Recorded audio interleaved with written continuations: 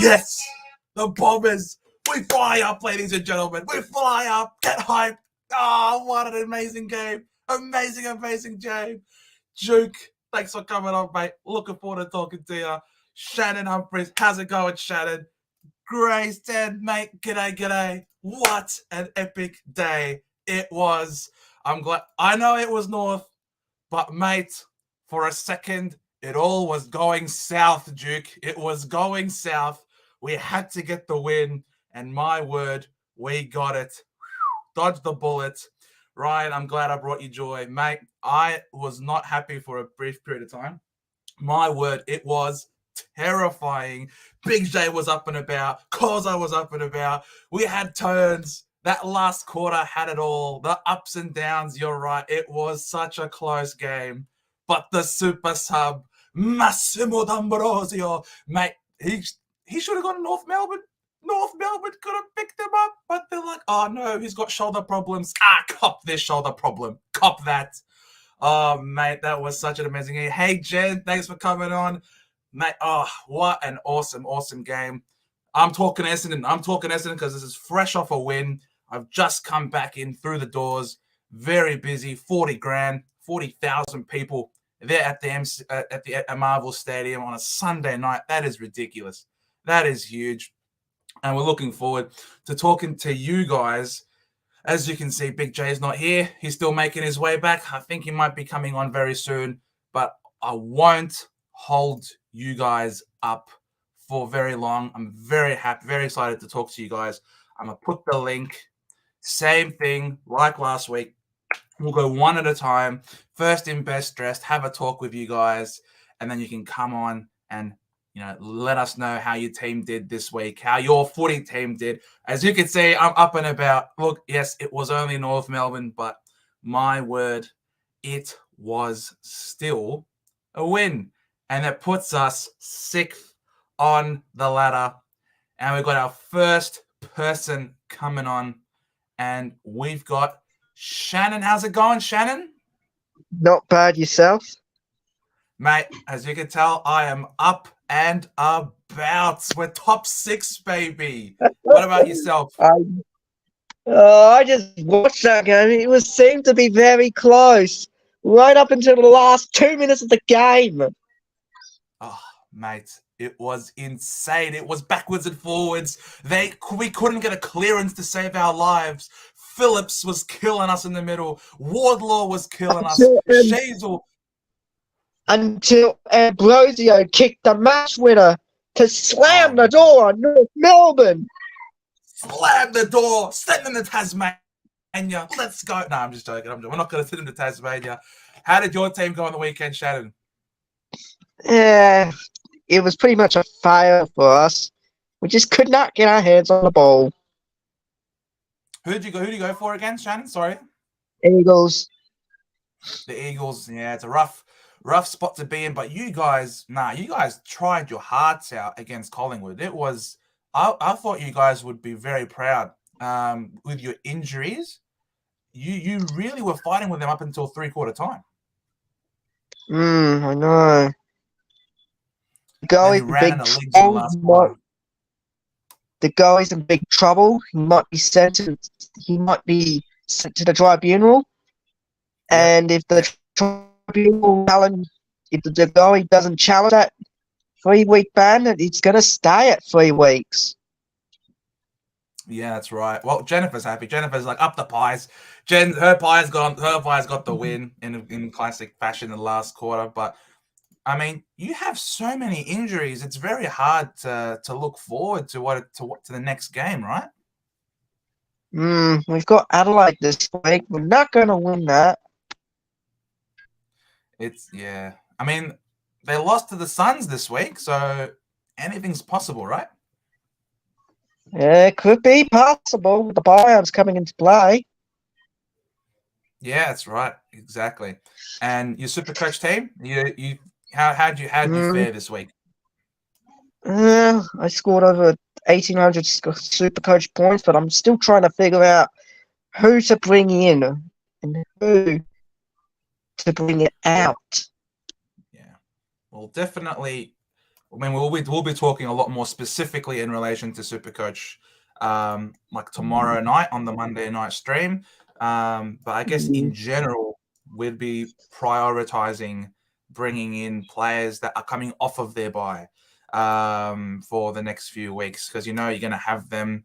Um, yeah, might have to trade to mm, Goey out this week, Jen. Yeah, look, that I don't think they're going to succeed in overturning that suspension. It looks like he's going to be gone for at least 3 weeks, and he has a bad record, so that's rough. Degoe is a trade out, I yeah. reckon. Do you have Degoe, Shannon? No, I don't have him in my super coach. Well, that's one less thing that you have to worry about. Causa, mate, looking forward to having you come on here tonight. Simpkin and Greenwood both got concussion. Well, I we were mean, certain. that's gonna take a sting in North Melbourne. Yes, that stings all right. Yeah, I had a loss, a very honourable loss, I'll have you say, though. They left it all on the line, and it was those young midfielders. It was almost a good thing that both Simpkin and Greenwood went out. It gave them a lot of responsibility, and they almost got over the top. Mate, Zach Merritt went bananas as well again this week. You got Zach Merritt, Shannon? No, I might consider bringing him in, but I'm trying to figure out who to bring out. Well, you Hmm. gotta make sure that you come on our stream tomorrow night when we talk Supercoach and ask us about your Supercoach team tomorrow, and then will be more in Mhm. detail with the Supercoach side of things. What do you reckon was the best game this week? To be honest, the best game this week is probably gonna be Adelaide and Suns because the Suns got the top best of the Crows away They from did. home. Crows not have a good record away from home. Suns That's just right. proving to good by winning 2 in a row. They bested the Dogs last week, and now they bested the Crows. Now that they got a That's bye, I need to think of who I can bring in. Yeah, they've done really well, the Suns. It's been a massive last 2 weeks. They're doing everything they can to extend that Stuart Dew contract. They love playing at TIO Stadium. I think they might want to try and start buying some more games up there because they beat two really good teams in the Bulldogs and the Crows. That's really, really impressive by the Suns. Hmm, I know. Now that they got a bye, Any chance that because they the can bye, sneak into final somehow? yeah, I reckon they have a sneaky chance. But if they want to make the A, which I put them in my ladder predictions, they just got to winning games. Because more upset wins or more close games, like we've seen today. 2 close games. They are on even points. They're on even 6 wins, same as the eighth place Geelong. So they are really Geelong's in close. trouble now. Geelong's in trouble now. Because if I don't either know. Adelaide or Freo win, if either Adelaide or Freo win, they could potentially knock the Cats out of the 8. That's exactly right. Oh, mate, I'm seeing some people here. Hippo, mate, how's it going, bro? Thank you so much for coming on. I'm a post again. This is our Sunday night fan cams. For those who don't know, on here, Sharon, our first viewer coming onto the stream, talking about their team, how they've gone. Hippo, mate, I've put the comment down there, the link. If you want to come on for a little bit, or if you're done for the night, you're more than welcome to come on. Anybody else who wants to come on and talk to me about how their footy team went this week, I had my full spiel already in the first beginning and how we did with Essendon getting over the line. But anybody else who is happy to talk about their teams, please, this is the link. Just put it in your browser URL and we'll get you on and talk to you. So this is your time to rant, rave. You know, if you don't have many friends out there that you want to talk football with, we are objective ears here at the Centre Bounce, and we are happy to talk about everybody's team. And you've got Shannon here, he's a West Coast supporter. So talking a bit of West Coast. And then Ryan's asking about Fife worth a shot for a buy at Rocky this week. Look, Fife, mate, you're from WA. Have you got any read on Nat Fife, Shannon? Speaking of Nat Fife, he just signed a 2-year extension at the Fremantle Dockers. That's exactly right. It's crazy. It's unbelievable for a guy at his age, with all the injuries that he's gone through, for him to keep fronting up. He really is an absolute superstar. He's a gun of the competition. I think he was a due Brownlow medalist. Massive love to you, bro. Massive love. You're an absolute superstar. So, yeah, but guys, that is the link. If you want to come on and talk about your teams, you are most welcome. Everyone is welcome. Yeah, so, look, Nat Fife, is an interesting one, Ryan, Nat Fife. It depends whether or not, he looked like he was getting some more midfield minutes this week, which is obviously really impressive. He does have that DPP, and I think it's the DPP, really, that makes the big difference for him. However, having said that, if you've got a guy like Humphrey might be just fine to be that to hold on to if you can as that F9 person, because if you're just bringing in Nat Fife literally only for worth a shot for a buy Rocky this week, I wouldn't be actively trying to trade in Nat Fife, to be honest. His scoring hasn't been terrific. He finally got a bit more. Last week he had a few CBAs as well. He had 42% CBAs last week, and yet he only scored a 49. So just because he's getting some more CBAs doesn't necessarily mean that he's going to lead to some great scoring that warrants a trade in, to be honest. I would back in Humphrey over Fife at this point for the rest of the year. That's just my take, not Ryan. Anything else to talk about, Shannon? To be honest, I'll take Ben King over that 5. You'd rather Ben King over Nat 5, mate. Ben King, get around Ben King, mate. He's been doing well ever since he's come back. Yeah. 99 Supercoach last week.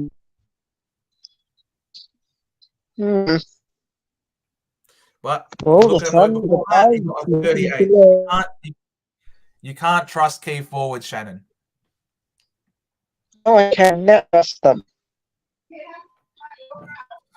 All right, Spirit. What's a good amount of trades that can keep you sorted after the buy rounds? Look, I think if you can have at least 3, then that would obviously be really good. Because for the obviously more is better. I see it's only 2, but it's because of the buy rounds they added an extra trade in there, so you got 3 trades to do. Yeah, I'm saying like after the buy rounds, I think if you can have 3 just to cover for 3 injuries or 1 luxury and like, or maybe 4 trades probably might be more ideal. But I won't be having that many. I unfortunately am going to be very low on trades and I'm going to be really hoping that my team does not cop any injuries whatsoever. Yeah, I'm going to try and finish off with the best team I possibly can with some decent cover and call it a day. That might mean that, unfortunately, I have to keep holding a guy like Will Day. Might mean that I have to keep in a guy like Sheasel, hoping that Aaron Hall can cop an injury and then free up Sheasel to go back to his role behind the ball. Or maybe even when Alistair Clarkson can come back in. Free up a bit of salary space, bring in extra players that I could potentially get. Yeah, so I don't know how many trades are you looking to have left, Spirit, after your buy? Let us know. So, I've scored 19-17 for the week. I've risen up 1,033, so I'm now inside the top 5,000. Well, it's been a long way back. I was at 86K, and I'm now inside the top 5,000. Let's go. In there, I scored 1,872 last How many? week. That's my Supercoach score, 1,872. 1872. That's not bad. That's not bad. There's definitely Not bad. been some worse scores. It's not a bad score. I'll take that score. Hopefully, I'll improve that score when I get the better players in. Some players have a bye, some are not playing, some will be as emergencies. Mayor, how's it going, mate? If Hall plays again next week, Zeeble has to go before he bleeds way too much value. Look, Zeeble and Hall has absolutely killed Zeeble, but it's not even just that. Zeeble had 3 kicks on the full out of kick-ins. It was ridiculous, man. He almost single-handedly lost the game for North Melbourne the way he was going. It was really bad. Or potentially would have tied the game if he hadn't kicked straight.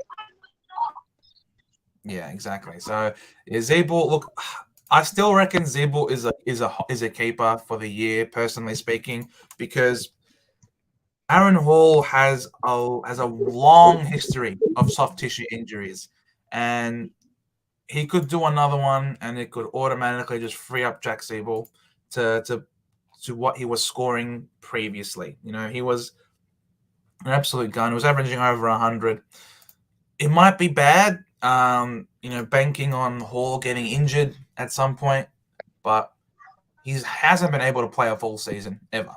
So it's almost like a high chance of it happening. And I'm so low on trades at this point in time that I really don't want to be wasting it on sidewaysing and trading up people that I consider to be premiums. I may be stuck with a day, to be honest. So, look, if you have the trades, if you've got the trades, then go for it, I reckon. I still have plenty of trades. I've only got like 12 left. Oh, there you go. You're fine. James Mullery, what is Patrick Cripps's break-even? Oh, big James! Come on, the Bombers! What happened to North Melbourne? What do you mean? We almost won. You did it, though. That's North fine. Melbourne attacking. Mate. Yeah. So there's no need to be boasting. There's no boasting on this program. Mate, it's Just all because about the it's won, doesn't mean you have to be boasting. It's all just about a the game. banter. Settle down, Joe. It's all about the banter. You guys were up and about. You were screaming. You were laughing. You're like, we're going to win. What happened, mate? What happened? Hey, that wasn't me. That was more Causa than anyone else. That wasn't me, to be fair. Like I said, it's just a game. Nah. It was good. I was very happy with North Melbourne's performance. Maybe I'll talk about it a little bit when we're finished up with Shannon. But yeah, I'm very happy with North Melbourne's performance today. We did well. You got anything other to say, Shannon, about West Coast Eagles before we head off? Well, at least we picked up Ryan Marlick from the Gippsland Power / Box Hill Hawks in the rookie draft. The mid-season Can't believe we got back-to-back pick one. He looks good. You happy with that selection, Shannon? I think it's a good selection. We desperately needed more forwards, and Marlick fits the bill. Awesome. Great. Well, then, thank you. If there's nothing else, Shannon, thank you so much for coming on. We look forward to seeing you tomorrow night where we talk a bit more Supercoach related as opposed to just general football tonight. Yeah, I know. Hopefully Essendon gets a win next week against Carlton. Hopefully. May God listen to your words, Shannon. Thank you so much for coming on, man. No problems. Have a good one. We'll see you in the next one. Joe, how good was that game, mate? I swear. I haven't been excited to be a North Melbourne fan in a long time, but tell you what, I was excited from that game. The boys did well. The boys stood up. You can be proud, right? That hey, sure. This is how we played, and you can kind of see. I was speaking to some people on the train, speaking to the Discord people while they were there, and yeah, it just was just like, hey, we're actually a team. Because I think once you've been smashed, we're like 10 losses in a row. Okay, it's not fantastic, but the team actually looked like a team, which was huge because we've had games and we've had weeks where that just hasn't happened. So you can see with Wardlaw through the middle, with Sheasel through there, with Will Phillips, mate, best game of the season that he's played. Sure. Even with like Tom Powell through there and Taron Thomas as well. Like you can kind of see what it starts to look like. Yeah. Yeah, 100%. It was so good. Very happy. I was like very happy. Under Clarko, as Med says here, he looked so much better under run Clarko with his Dower football. You were running in waves. You had surge, the flick handballs. Yeah, of course.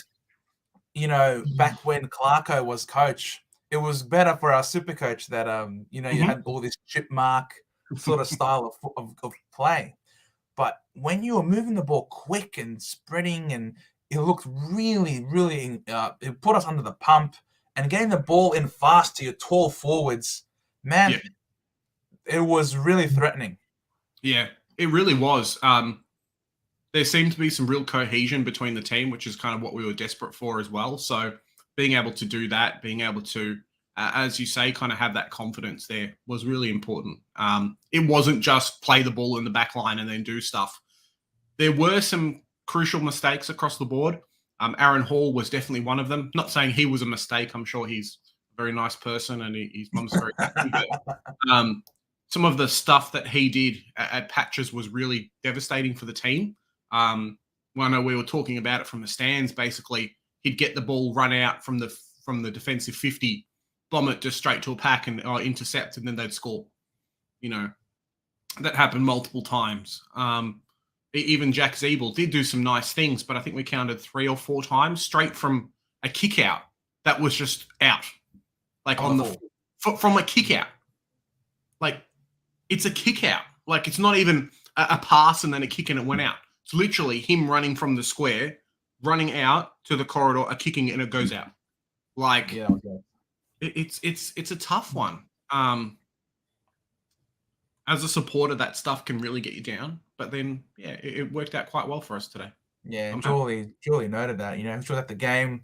She went to the game today. How bad was Jay-Z? I think Hall is stuffing his scoring, thinking he'll trade maybe. Wow.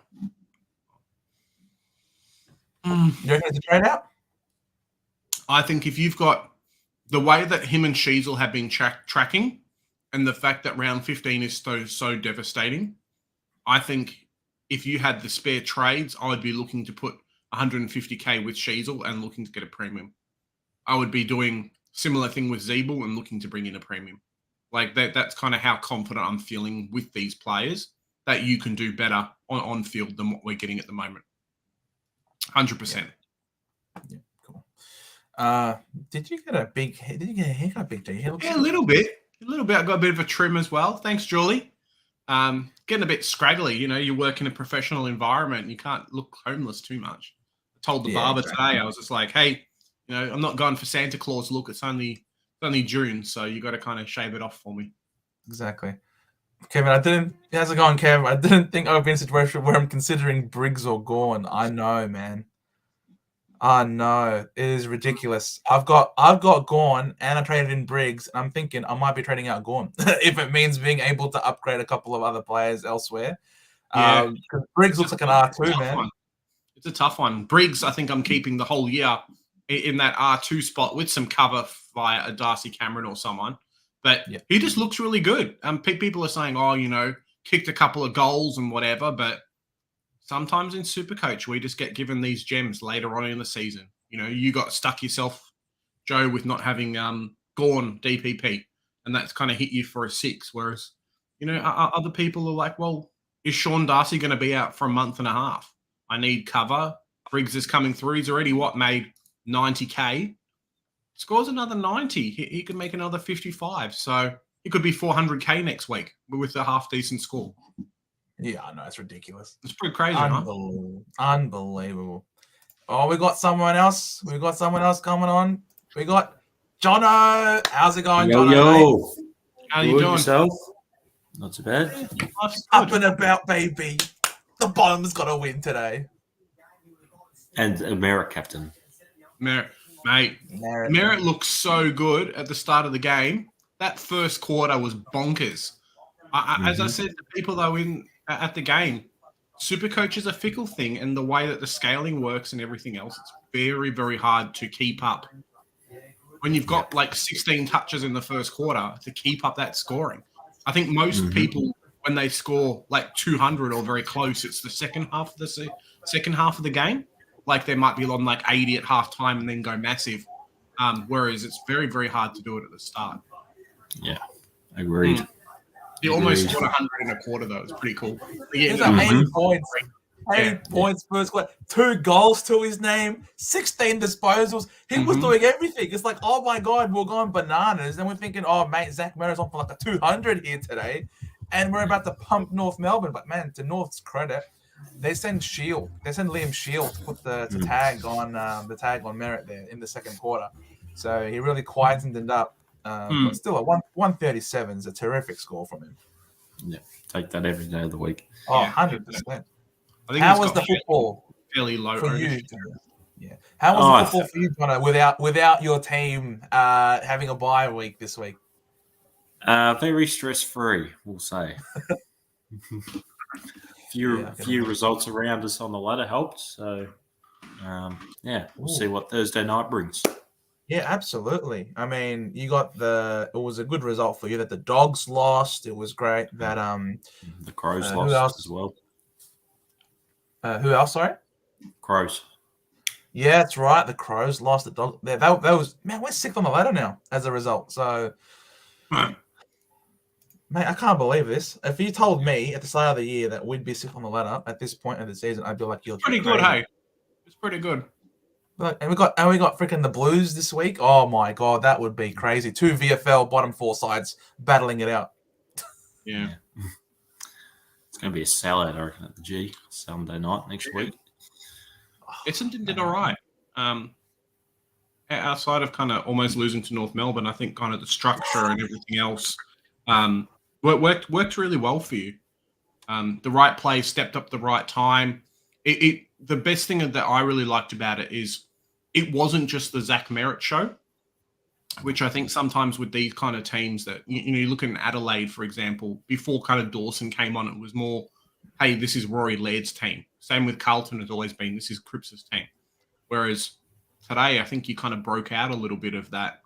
It's the Zach Merritt team, right? Langford scored a few goals. Guelphy did really well. Heck, even like Phillips stood up a little bit in that forward line. So it was impressive. He did some dodgy things, don't get me wrong. Many dodgy things. But he did all right. He played his position. He got the ball down. He kind of went for a goal, and he put on a bit of a show. So, yeah, really happy it wasn't just the Zach Merritt show like it could have been. Yeah, I liked Hobbs as well. As Ben John Hobbs mentioned, is one to watch. Yeah, he was really good. He's from He's my not hometown, quite. so. Oh, there you go. He's not a Georgie Wardlaw though. Georgie Wardlaw. He's not George, bro. George Wardlaw's a freak, man. Give George Wardlaw 2 years in the system. Oh, he's going to be fun to watch. Like, honestly, he was such a contested beast. Yeah. And he was so clean. One take up ground level, a little step, bang. And he'll kick it out wide, a dart. And then when he tackled, he would clamp. You couldn't break out his tackles. No. Yep. Man, Georgie Wardlaw. He doesn't let go. We're building something, right? And it's good. You can lose the whole season, but as long as you can show that we're building, I'll take it. Man, he's a bomber. He's a bomber diehard. Joe, we can somehow sneak and take him. They've given him up, yeah? He's not Bombers anymore. He's North Melbourne. That's it, mean? If he was around at our pick, we would have taken him over Sardis. Guaranteed. Of course. If he was around at anyone's pick, they would have taken him. That's what I'm saying. Like, you're saying we gave him up. We didn't give him up. What do you say, Jono? I'm happy with Matthias at the moment. Oh, yeah, Mateus Filippo. Oh, mate, Filippo's a gun. He's an absolute jet. I wanted him over Sardis, to be honest. But look, yeah, it is what it is. Julie, I hope Sardis just plays VFL all year so we can get him cheap next year. Yeah, pretty much. Nah, don't worry, he'll play. Yeah, Nick Martin is a star. Nick Martin is one of our best, absolutely. And Langers is also someone that we've missed for many years, Jules. He is really important for us, and unfortunately, his body's never been right. And he's one of our leaders, despite being only like 26 years old. So, yeah, absolutely. These two guys are really putting their hands up, and I did tune in a little bit for in the Hippos Supercoach. If you guys, if you haven't subbed to Hippo, listen and sub to Hippo. There are people that were talking also about maybe trading in Nick Martin as because of his, he's gone back to back really good scores, and he's such a clean ball user for us, etc. But yeah, I can't believe this guy missed the draft 2 years in a row before us picking him up. Like, how is he training with Subiaco, West Coast's side, and they don't pick him up? I don't understand. Yep.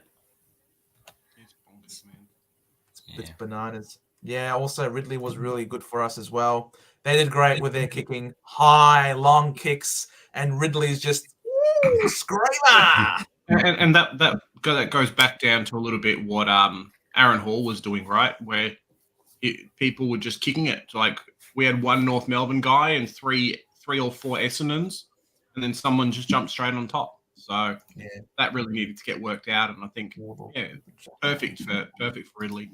Has really jumped up. Ben here says Wardlaw plays like a Jack Viney 2.0. Look, I think Jack Viney is very lucky to be compared to Wardlaw right now, Ben. I think you're selling Wardlaw a little bit. Jack Viney is a gun, right? But he's not George Wardlaw, man. George Wardlaw is the sky's the limit for this guy. Yeah. He just put that midfield on his back today. Simpkin early subbed out that game. Greenwood got concussed. Him and Phillips really led the way in that midfield. That was terrific. He's a very good player. Absolutely. Yeah. Cool. Anything else? Score for the week. Not too bad. I actually went up a little bit. Yeah, you go, Joe. 19-17. I've Pretty risen 1,000. I'm now inside the top 5K for the first time this year. Very nice. Very nice. I got up. I went up 1,100 spots. 1865. I got stuck a little bit. Obviously, the North Melbourne players didn't do well. I didn't have Seamus, so I just had 18 playing this week. So whoever scored what they scored is what I had. And Oscar Baker scored a 41, which really sucks. So next week's got to be better, right? Yeah. Cool. And how did you go, Jono? I scored an 18-10 with 17, so I thought that's a win. That's pretty good. No complaints. Yeah. And you managed to you slid though this week, right? In terms of ranking. Yeah. 805, but that's nothing. Oh, that's not bad. That's a small slide for 17 people. That's a win for you. Yeah, absolutely. So I think I'm set well up for the next 3 buys, so I'll be able to make ground back again. So. Oh, for sure. Absolutely. I know you've sent me your team privately. Yeah, it's really good. Yeah. And your thoughts I'm liking the sneaky player in round 14. Oh, okay. Hey? I was going to ask you what your thoughts on this week's Saints v Sydney. Must-win game. Will you win it? It sets us up for the next few weeks. So, got Sydney this week, and then Richmond, and Brisbane. So, need to nail this week. Week. Jack Steele to have a captain's performance. For sure. He needs it. Hopefully him and Sinclair can bounce back because my Supercoach team needs them to do well. And Big Rowe. Yeah. Romo. Yeah, he needs a bounce. He needs to have a good score. Alrighty. Awesome. Cheers, Jono, for coming on, mate. No worries. My pleasure. See you next one. Good boy. Oh, mate, we've got a couple Alrighty. here. Julie, Yes. Julie was just saying she did Seamus to Briggs. Now they got 5 Ruckman. Jules is killing it. The more Ruckman, the better, Jules. That's what I was saying all along. That's why I was hoping Gorn would get forward status, the bastard. Oh. It's an interesting position. I know we've had Marshall and other players kind of been there as well, but Ruckman have a dedicated kind of way that they score. Yes. And the more of those you have in your team, the better for it is, really. So, unfortunately, this year we're really stuck with not having that many options. I think I've got 3 Ruckman at the moment. So, and Madden, of course, but he doesn't really count. So, yeah. Cool. Working out. All right. We have someone, but he's turned his camera off all of a sudden. Yeah. Are you here, Vin, or you're not here? No. Vinny, you here? No, maybe he's just gone. Let's jump in with Yoon. Yoon, how you doing? Hey, boys. Oh, How's it going, Anthony? good. Almost had a heart attack from watching Essendon, but Mate, right. it was exciting, right? Like, It's actually a really good game. I enjoyed it. Yeah, I haven't been. Joe was yelling a lot more than I was, but it was a really exciting game, and it was fun to watch. I'm glad it wasn't a blowout either way, because I think it would have been a crappy kind of Sunday afternoon. Whereas last game of the week, pretty good. I mean, we're talking about at the game itself. We watched the Richmond game beforehand, and that was really that point as well. Yeah, that was really close too. So really good games of footy on Sunday this week. I was checking, I think AFL or Fox Footy put a post on Instagram, and they said how fitting that after the mid-season draft, that Massimo and Marlon Pickett scored the winning goals as mid-season draft. Oh my God, That's pretty that good. is so true. Yeah. Pretty good. I didn't realize until it happened, but geez, North Melbourne was so much better than I thought they would. Big raps to your team, Sandra. Unbelievable. Yeah, the boys really stepped up and they did what they needed to do. Obviously couldn't get the win, and we've spoken a little bit today, kind of some things that they need to fix and they need to change. But outside of that, really, really good day. That midfield 3 of Wardlaw, I think Phillips and Scott, unbelievable. It's so good. Unbelievable. Yeah, And Uniac has to come back as well. Yeah, well, that's it. We were talking about it on the train home, and I'm just like, throw LDU in there. Like, I forgot LDU was a player, how well they played today. Yeah. I know. You throw LDU in there, you've got him and Wardlaw breaking lines and doing tackles, mate. It's a bit scary sometimes. In that last quarter with, I think it was Goldie who tapped it down to the Shees or Wardlaw and then kicks it to 50. I'm thinking those handball chains were unbelievable. Yeah. And they've only played a couple of games as well. Yeah, it says something, really says something about drafting players that have really good clean hands as well. I know that's something that we've really messed up with in the past with not having that type of player around. And obviously having that now, it's been bloody fantastic. So really, really happy. And Just build anyone, more and more and more. yeah, and anyone who says, "Yep, it's fine, let's trade out Darcy Parish," just goes to show they know nothing about football. Like, we can't. against this young North Melbourne team, if it wasn't for Merritt having an absolute masterclass in the first quarter, we don't get clearances. They just, like, here's our number 1 contested ball and clearance winner. We really need a guy of Darcy Parish's capability in our list. I'd rather have a guy who knows how to find the footy but can't find that inside 50 mark than a guy who can't get it at all. What's the point? Exactly. So I'd rather, so Darcy Parish is, we need him back. He'll probably come back after buys, but we need him to. There's going to be a few teams that are going to be offering some real money for him.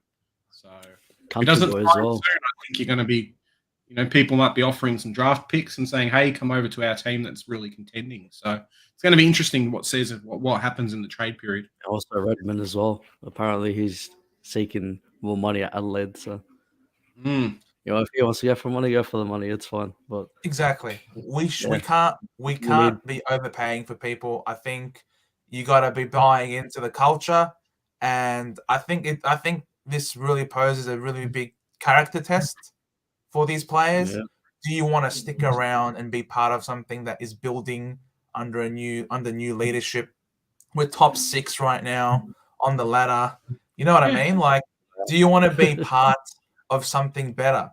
something big that's brewing for the first time in a long time, or do you just want to go and get more money from elsewhere? It's a real character test, I think, for these players. And if they want the money, so be it. Go and get the money. We'll make do with what we've got here. We'll give more responsibility to Jai Caldwell to play the in and under. He's a jet. He's a gun. He is a gun. We have to learn from our Joe Danaher and Orazio previous mistakes of offering money and then they end up on it anyway. Correct. Exactly. So and the thing with Essendon too is that even if you guys don't make finals, you've looked really competitive throughout the year, and you've been high up on the ladder. Like 6 on the ladder is no joke. You look at the teams that are below you, right? Western Bulldogs, Geelong, Adelaide, Freo, Sydney, Richmond, Carlton. Like these are all teams that should have, at the start of the year, you'd think would be higher than you on the ladder. I think we've played every team on top of us as well. Yeah, we've played Collingwood. We played narrow loss. We should have won that one. Port, narrow loss. In Port. We beat Melbourne. We were with the Lions at the Gabba till halftime. We lost to the Saints by under 4 goals. That was a shocking start. That was a terrible. shocking start. Exactly. And after the first quarter, we went with them goal for blitzed goal. Them. Geelong, respectable. Other than that first half, other than that first quarter as well, we stuck with them. Yeah. So the only thing that we haven't played above in that top 8 are the Dogs, right? That's the only team that we haven't played. In that top 8, yeah, Dogs. So that's round 19. Yeah. And below us, Adelaide and Freo. Even if you don't make finals, you've been super competitive against some really good teams. You've got to be pretty happy and proud with how you're doing. Yeah, on your global underdog. Mate, he had merit captain, mate. He had merit captain this week. It must have been flying first quarter. I don't know how much he ended up on. 137. Going crazy for him. He had 80-point quarter. That's ridiculous, man. He was on track for like 320. It was never going to happen, Joe. No one's going. I know it was never going to happen. For 300. Get the number and times it by 4. And say he's going to get 16 touches and 2 goals every quarter, is he? Imagine doing that for Finn Layson after the first quarter. Mate. Oh, 400. Yeah, 400 for Finn Layson. Michael, I believe Gresham is also a free agent. I'd rather Parrish than Gresham. Yep. Absolutely, 100%. I'd rather Parrish over Gresham. Parrish can get 40 touches, no problems. Yeah, I think it just depends on job role too, though. Like maybe for Essendon, yes. But having a really good small forward is something that a lot of teams are just desperate for. So if Gresham can come in and play a job role, no worries for a lot of teams. Also, Billings is a free agent as well. I think. Yeah, also Billings. I wasn't sure. Yeah.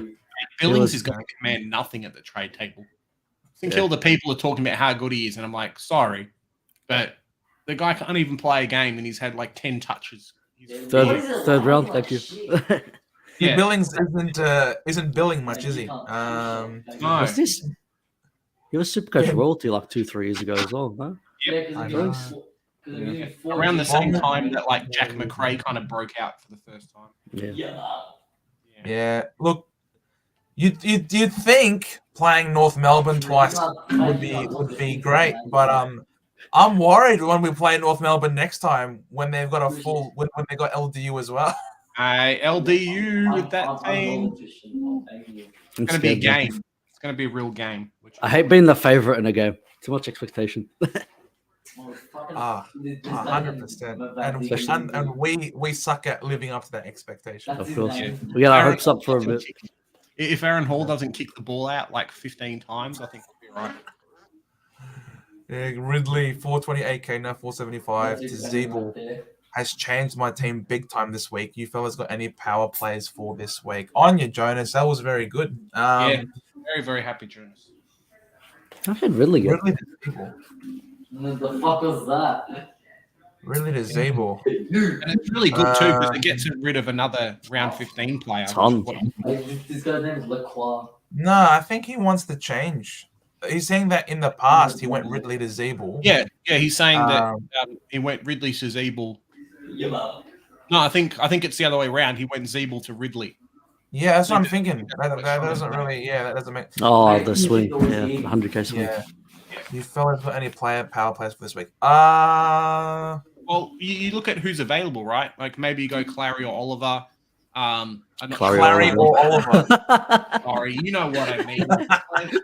Truck, give me truck. Is good. Like Brisbane's got players. They're playing this week. Neil, it's gotta be Neil. Yeah, I don't know about Neil, man. I think he's going to be like the trap of the week. I'm not sure how many games they've got at the Gabba, but the other people, like when Dunkley has a half decent day, Ashcroft steals his points. It's too many. Sarong. What about Sarong? 1, 2, 3, 4, 5, 6 out of 11 at the Gabba. Yeah, that's really good. Alrighty. Right. Very cool. Very cool. When I think in the last quarter, when Zeeble kicked out on the full, and he gave us the ball back. He did that three times. I'm like, thank you. Thank you, but you screwed up my team. Yeah, 100%. that was terrible. Oh my god! Oh my god! Oh my god! Look in the waiting room, Jeremy. Joe's happy. Yeah, I know. Big J. We've got you on here too. So We got people, mate. We got people. yeah, that's really good. JD, what a man. Oh, He's dipped. He noticed. Mate. Yeah, pretty happy. Hold up. He lost Are his you guys mind. holding Zeeble at all? I might have to. I'm kind of running out of I'm trades. gonna hold him. Maybe I'll go down to like 0 trades and just have Zeeble, like get rid of Zeeble and Sheasel. So they might be the ticket to not having donuts on the field round 18. We'll see what happens. Straight swap, depending if they tank in price. But it really just comes down to structure a little bit. Like Zeeble without kicking the ball out 3 times probably helps a bit, and Sheasel kind of getting a little bit more of that ball. I like that Sheasel role more though, because he's playing more of like that defensive mid. Yeah. So sometimes when he gets the ball back, he is able to like pinpoint where he wants it. Zeeble is just not really Taron Thomas. He played mid forward, but Hall kept taking his kicks, and McDonald's taking his kicks. I'm like, yeah, there's not much we can do here. Yeah. And thanks for the before we let go of you, and thanks for all the fans for turning up as well. We had have a Calder and a couple of other people coming. So it was really good seeing everybody. Happy. I wish I could come see you guys, but I had some mates over, so I couldn't really. That's all right, All good, Anthony. I'm glad you guys were able to have me on the show. It's beautiful. Yeah. Mate, No, every week, mate. You are more than welcome every single week. Before I go, I just want thoughts on some trades. I'm not sure go for whether I'm going Ashcroft to Neil. I don't know about that Neil from Neil, and then Zeeble to Decam. Yeah, you can do that. Yeah. No worries. I'm not sure whether I want Oliver or not this week. He's going to be tough. I don't think he's back this week, so Oh, okay. yes. I got him the week after his bye. So that leaves me with 552k in the bank. Nice. Very nice. 10 trades. Very nice. Pretty and happy. I brought in Briggs, so I might have to hold him also. Well done, fellow Yeah. Briggs honor. Well done. So we'll see what that. Yeah, I like this trade. I give you my tick of approval, Anthony. Oh, beautiful. Thank you. No, I don't have to change him for the next 6-7 days. Until the team sheets drop. Yeah. Yeah, well, that's all Alright, good. I still have some cash cows to trade out, and then full premium. Easy. Beautiful. Beautiful. On Catch Anthony. you tomorrow on the Sounds stream, good. Ewan. Yeah, beautiful. I should be in. Done. I We'll see you then. appreciate you boys. Thanks so much. See ya. buddy. Have a good one, Ciao, man. ciao. Go Bombers. Up the Dons. Oh. You forgot to mention Petrarca or Christian Big Mate. Oh, you're Oliver or right. Clary, which one are you going to bring in? Yeah, nah. It's funny how that works out. ¿Por qué no los dos? Yeah. Oh, mate. Let's not wait. Let's not make this go a funny Go for logo. it. Let's JD, not how do you it. doing? Jeez. Let's JD, go, the Bombers. Did you see God, the stat, Joe? This is the first time we've been in the top 6 in the second half of the year in 10 years. Up the I Dons. can't believe it. Can you believe it, JD? I can't believe it, mate. I cannot believe it. Get Mate, around we're it. still pretty rubbish based on the last couple of weeks, but hey, we'll take the small wins. Man, that was rough. Anyone that tells me we don't need Darcy Parish in that midfield, I'll tell them, watch this game again. We could not get a clearance to save our life. Mate, North were just dominating. I'm sorry, Joe, but we're just a better team, and that's just what happened. So You're very lucky you won. Next year. Yep. Come on, man. Get out I of mean, here. you were playing the older list against a rebuilding young side, so that's I kind of expected that you'd put it to mate. us. Yeah, 100%. Just got to weed out all back to the retirement home for a bunch of our players. So end of the year. Yeah, I mean, what was Zeeble in the last quarter kicking him out on the full? That is like so unlike him. Honestly, I couldn't believe he did it twice. You know what's annoying is that we had the vantage point, like the perfect vantage point, because we were up on level 3, right behind the goal, and we could see him just lining up and just being like, "Yep, straight out." And then the next one was straight out on the other side, and then it was straight out on the other side. And I think Aaron Hall did it once or twice as well down that end, or kicking it straight to the opposition. I'm like, mate, come on. This is not how you win games of football. Because you guys suck. It's because you suck, mate. You're I think relying on these fossils, bro. You're relying on fossils to win you the game. Where we got young, up-and-coming Massimo D'Ambrosio, who you guys were going to pick up in the mid-season draft last year. But apparently he had a dodgy shoulder, so we didn't pick him, and then we picked someone else, and that was it. No, it wasn't last year, right? It was the year before last year. He's been in the system 2 years now. Yeah, and I think it was last year. We picked up Edwards. I think we took Edwards instead of him, and then Edwards has been in the system 2 years. So, yeah. Wonderful. Music to my ears. Tough one. Did you watch the game live, JD, or like family stuff? Yeah, no, yeah. Well, I mean, watch it on the TV, but yeah, as live as you can get on KO with everything that experience entails. But yeah, yep. Who was commentating the game? Was it Underwood? I've blocked it out. I think she was commentating the Orange team. Actually, I watched both games. I actually can't remember the commentators. I blocked them out. I think it was not them. So it was okay. I don't remember, which anytime you don't remember the commentator is probably a good thing. Yeah, all good. Man, that 2 back-to-back close games, that's pretty good. Yeah. I mean, this is the one that counts this week though, right? Got to beat the Blues. Got it. I want a second coach sacking for the year, and that means we got to get the Blues down. Did you hear Voss might be gone this week? It's making the rounds on Facebook at the moment that Voss has said, "Yep, I'm hanging up the boots on Monday." Sorry, I don't believe any rumors until I see him on Big Footy. Yeah. Right, done. 100%, mate. If we can somehow, I don't know, we played really bad the last couple of weeks, and they've been playing bad for the last couple of months. So I don't know. It's almost like a question of who's going to play worse this week. Yep. I mean, we'll see. Like Peter Wright will be a pretty big in for us. Like our forward line clearly struggled without him. Yeah. I think the other thing that'll be interesting from that game is what happens with Menzies, because I don't believe he came back on after he copped the Jay-Z knee to the face in the 4th quarter there. So I don't know if it was concussion or just the damage that was done to his face, but I think there's a good chance that Davey might be a little bit of a return this week. It could be Waller. I think he just ran out of interchanges, because there's a limit, and when you do too many of them, then you get penalised, and then the other team wins. So we've just been cautious, right? Yeah, now that you mentioned that, does ring a bell as a rule. Yeah. Anyway, I mean, I'm sure no team would ever mismanage their game to a point where that would come in and affect the result. So I wouldn't worry about it too much, Jay. No. Apparently, we might get Tex Wanganeen playing. Tex Wanganeen had a ripping VFL outing today against North Melbourne. One of our best. I think he was the number 1 disposal getter. So really, we might see a Tex Wanganeen call up for Menzies, perhaps. I mean, you guys lost VFL, so it couldn't have been that many disposals. We did. It was like the same thing with Richmond, actually, where we were in it to the 4th in the VFL and then lost it, but then we won the AFL. We did the same thing against both North and Richmond. Yeah. Do you? the AFL is what matters, so it's all good. Do you feel like, JD, that like the defense is set now at Essendon? It's kind of just work out what needs to happen down the other end of the field, or still needs a bit of help across everywhere? I'm not really sure. Undersized forward line during our game.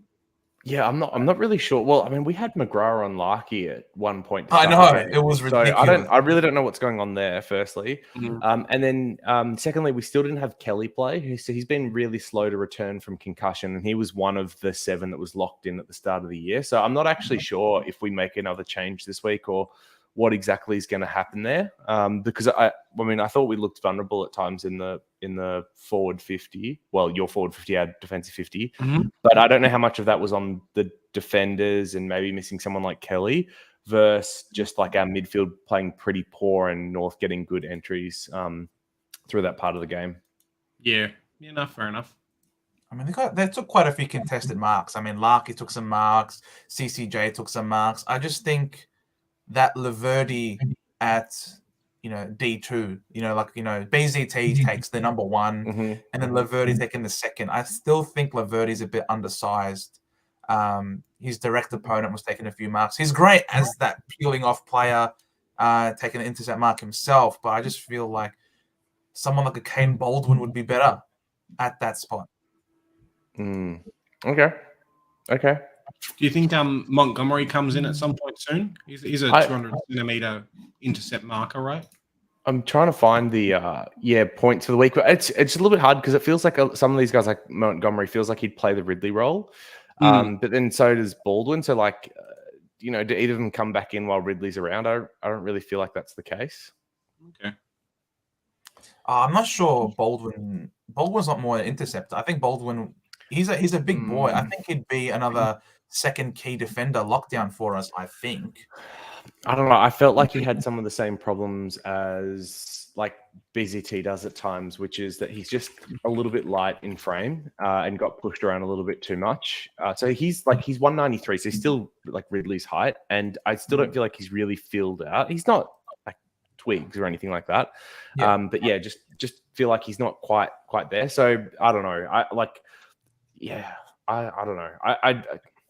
I don't think he's the answer, but who knows? He could be. Could be an in. I made a point on SEN today. Well, not yesterday. I think it was yesterday.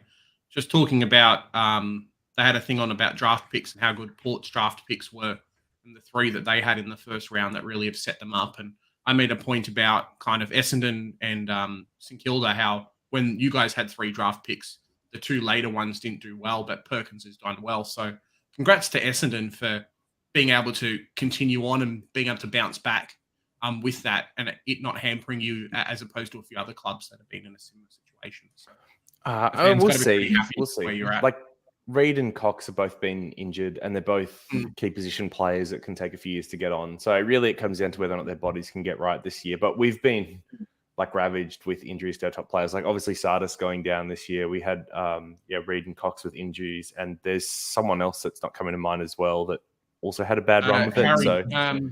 The third tall Harry Jones. Harry He wasn't Jones. a top 10 pick, but he's out for the rest of the Jaden season Davey. as well.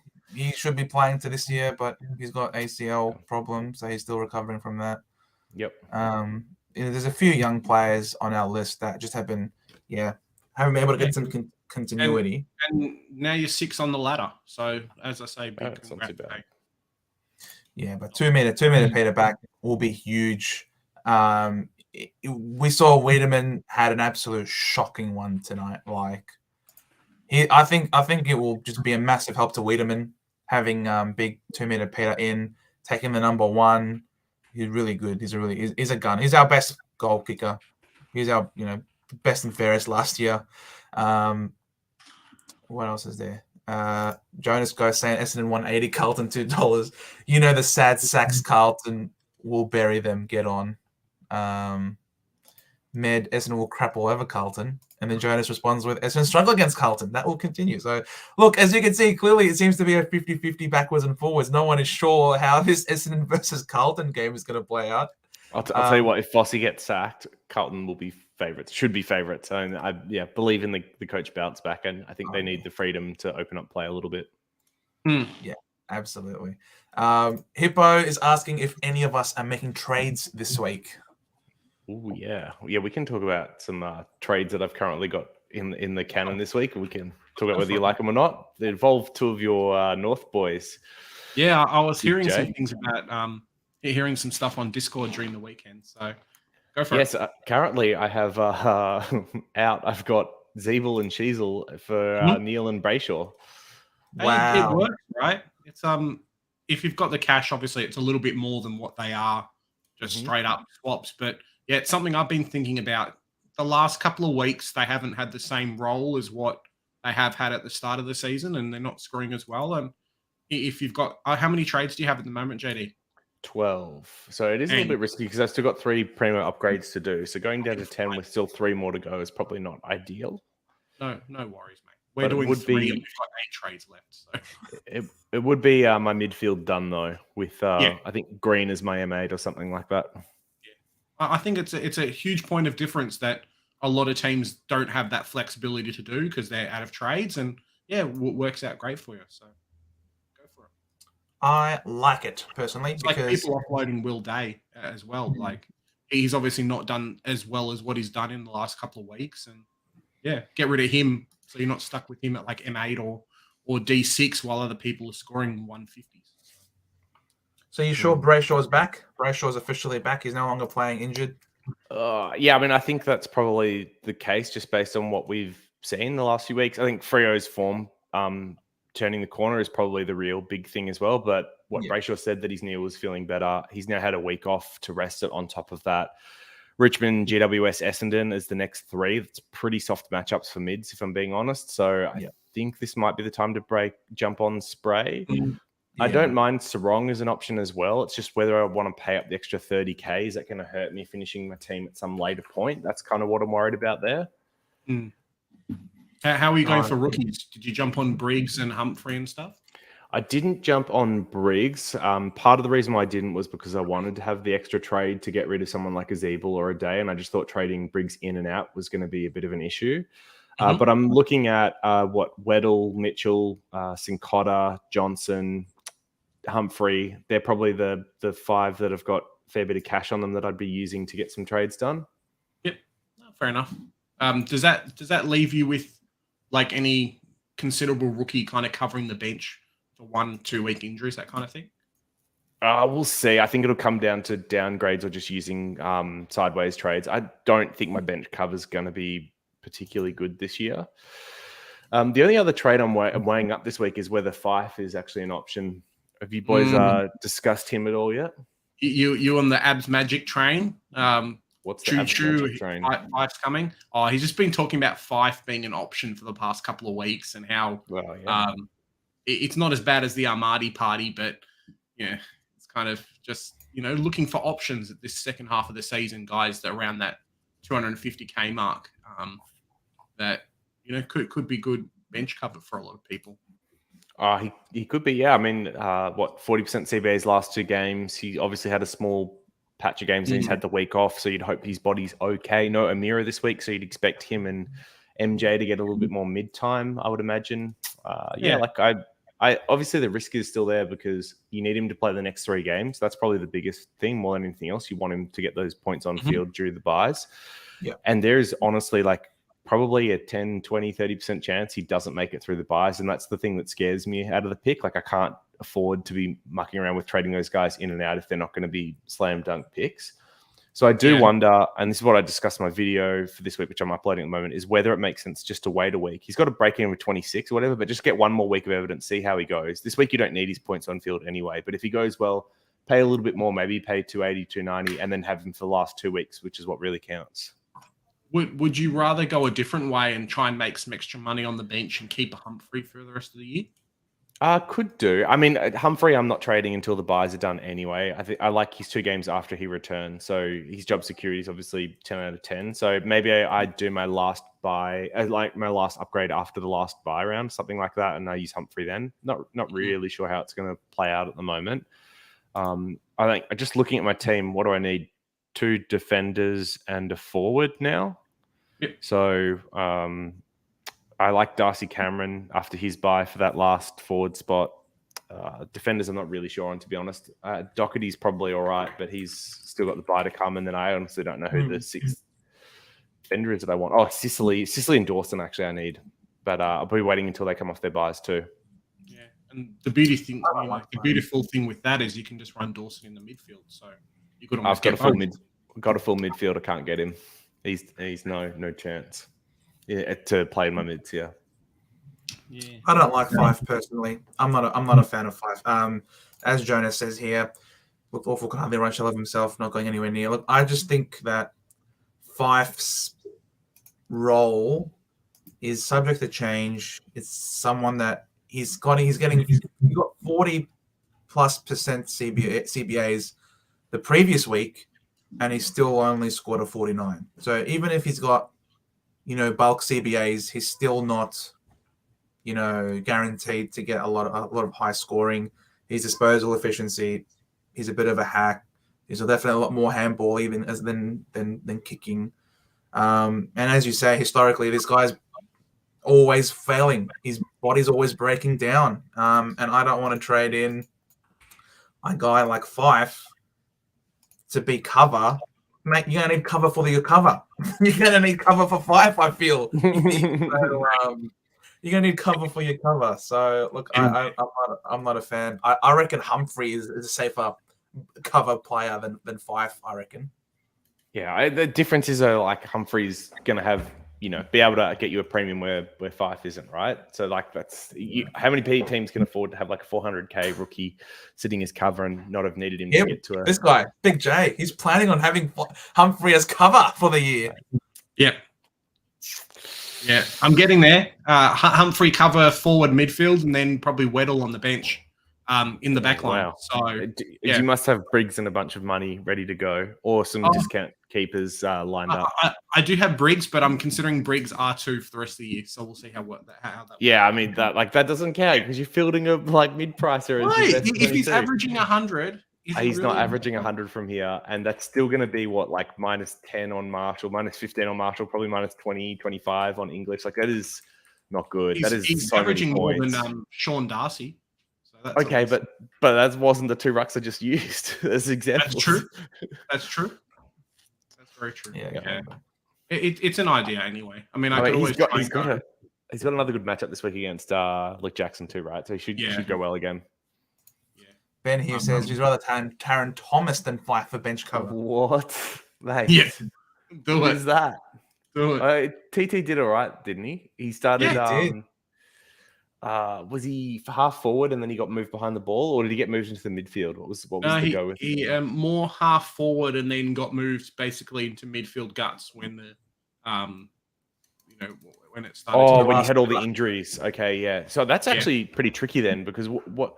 How does that play out? Because you had Greenwood go down, and then you had Simpkin go down. Simpkin looks medium term, I'd say, at a minimum. Did they report on what that was? Looked like it was AC, but then he didn't have the strapping that made it look like an AC.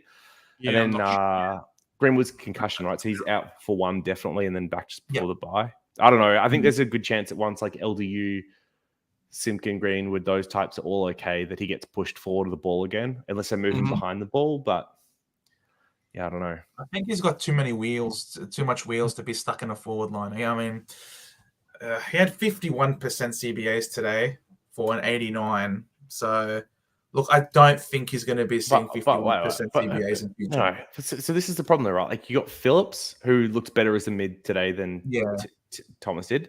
You've got LDU, Simpkin, who are playing there for sure. Wardlaw, who's playing there for sure. That's already 4. And then if they play any of, like, I don't know, Greenwood, Powell, anything like that, like there's no way Taron Thomas is playing mid. So the question is, like, is it half forward or behind the ball? And based on today, you'd say half forward. So, like, that's not someone I want as cover. Like a high half forward, probably. Yeah. Which, like, it can still score, right, in teams that are really competitive or winning lots of games. But the reality is, like, North's going to be in and out of contests throughout the year. From here, you'd say there'd be some games where they're in it and could score well in that position, and others where it's going to struggle. It's just not the.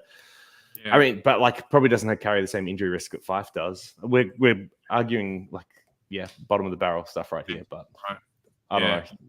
But when he's not going to score that every week for 300. No, that's for sure. Yeah. We're talking about cover. We're talking about M9 here, F7. Just have the other thing you've got to consider as well is like who's more likely to spike a score that you'd want to loop on, and that's probably Fife if he's getting CBA roll. He could do some 120 still. Yeah. That's fair. And then do a hammy in that game as well. Maybe as long as you get the 120. As long as you get that spike 120. What's his price in Supercoach? 295. That's Yeah, it's very expensive. Okay, more. And he's dropped a lot in price, so could be a lot worse. But yeah, Fife is currently at 244. Oh yeah, 244. Fife. I wonder if you want to do something better though. I'm surely there's like a Geelong player or something like that you can just run instead. Yeah. Trade in Mitch Nevitt, man. Just trade in Mitch Nevitt. Yeah, just do that. What's Nevitt on? It was 281, but he's only mid. Okay, yeah.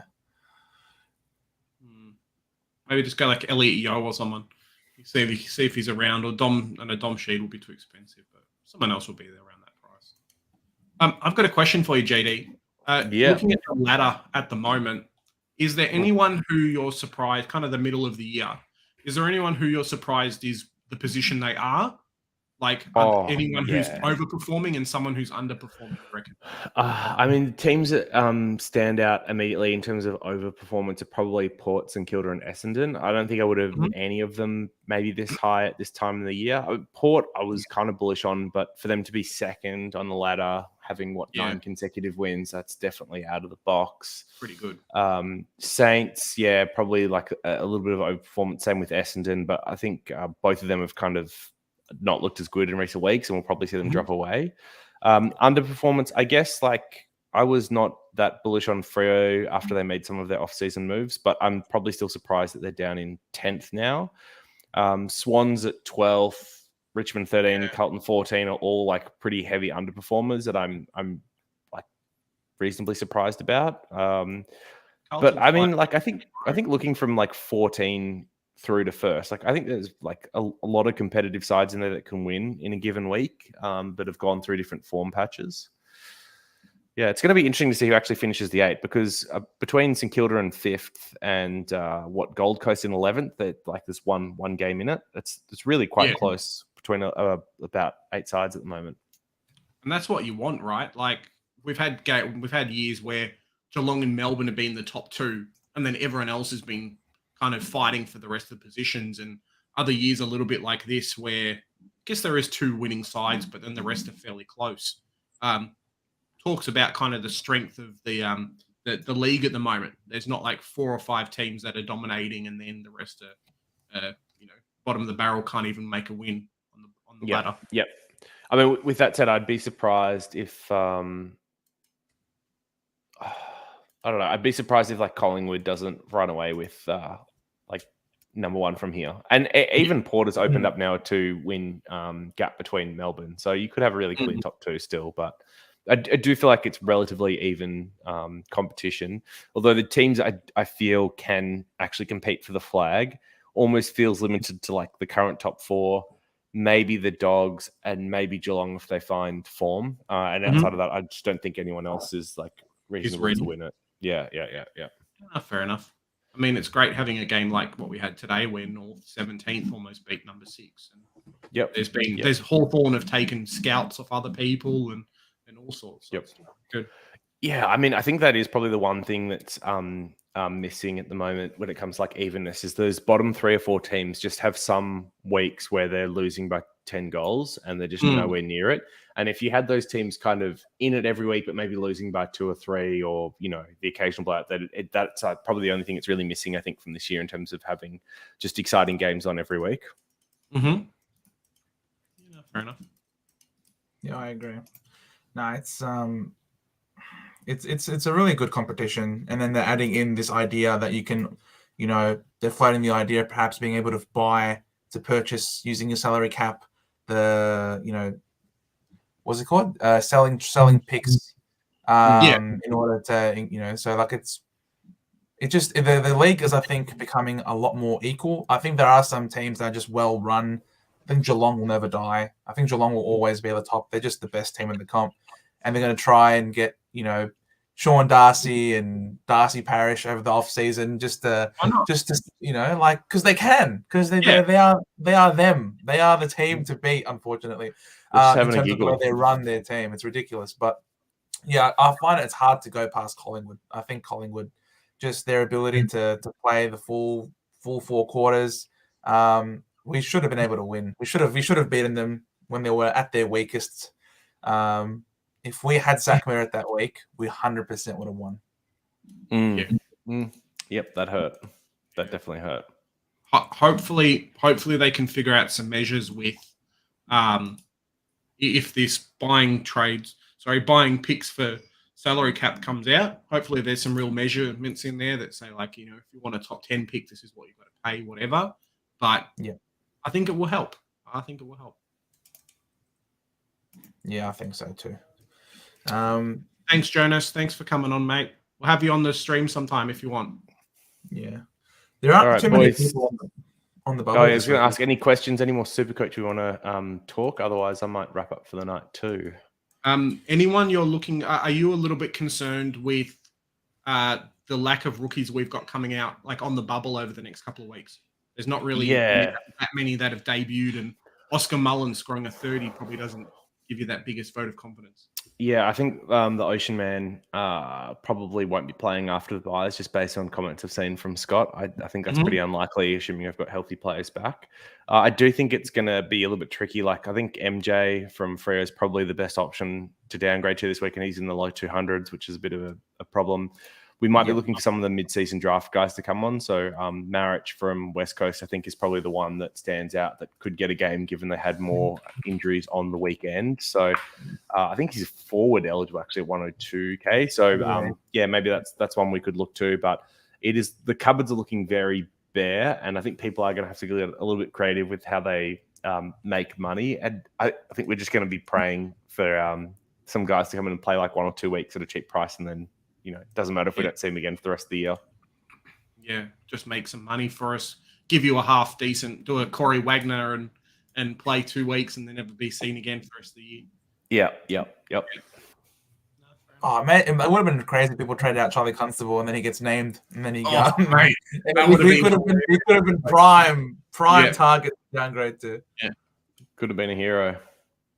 But no, he's a villain. He's a 0 now. Do you reckon Will Day is a keeper? I think people will be forced to keep him. I don't think he's top 6 from here, but I don't have a problem keeping him either, if that makes sense. Yeah. How did you go this week? Oh, in terms of results, I had a 1975, which moved me up 111 ranks to 214 overall. That's pretty good. Ooh, I got 1917, so you beat me. And I moved up 1,000 spots, and I'm now ranked at 4,300. So that's good. Coming in with a bang. Man, I was 86,000 once upon a time. So that's huge. 4,300. Huge. Really, really excited. Joe's on a winner. How about yourself, Jay? How'd you go? What was that? 18.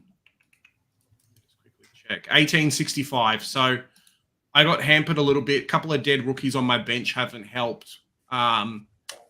Constable and Wagner, whatever. But I had Seamus Mitchell as number 19 on the field. So there was a little bit of a buffer there to dodge some bad scores, and then got hit with Oscar Baker.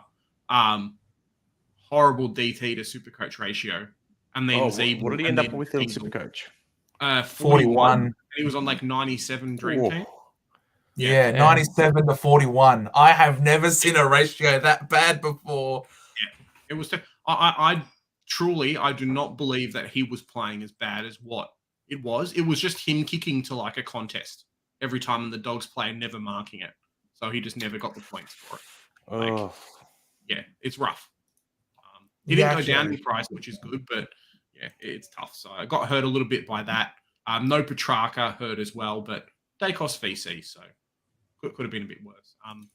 Just outside the top 10K, some like 10 for us. That's not too bad. Yeah, not too bad. Yeah. Just got murdered. Zeeble out, lads. You might have to. The thing with Zeeble, right, before JD heads off, the thing with Zeeble, and I think the changes he's making to his team help a lot with it, is that round 15's murder across the board.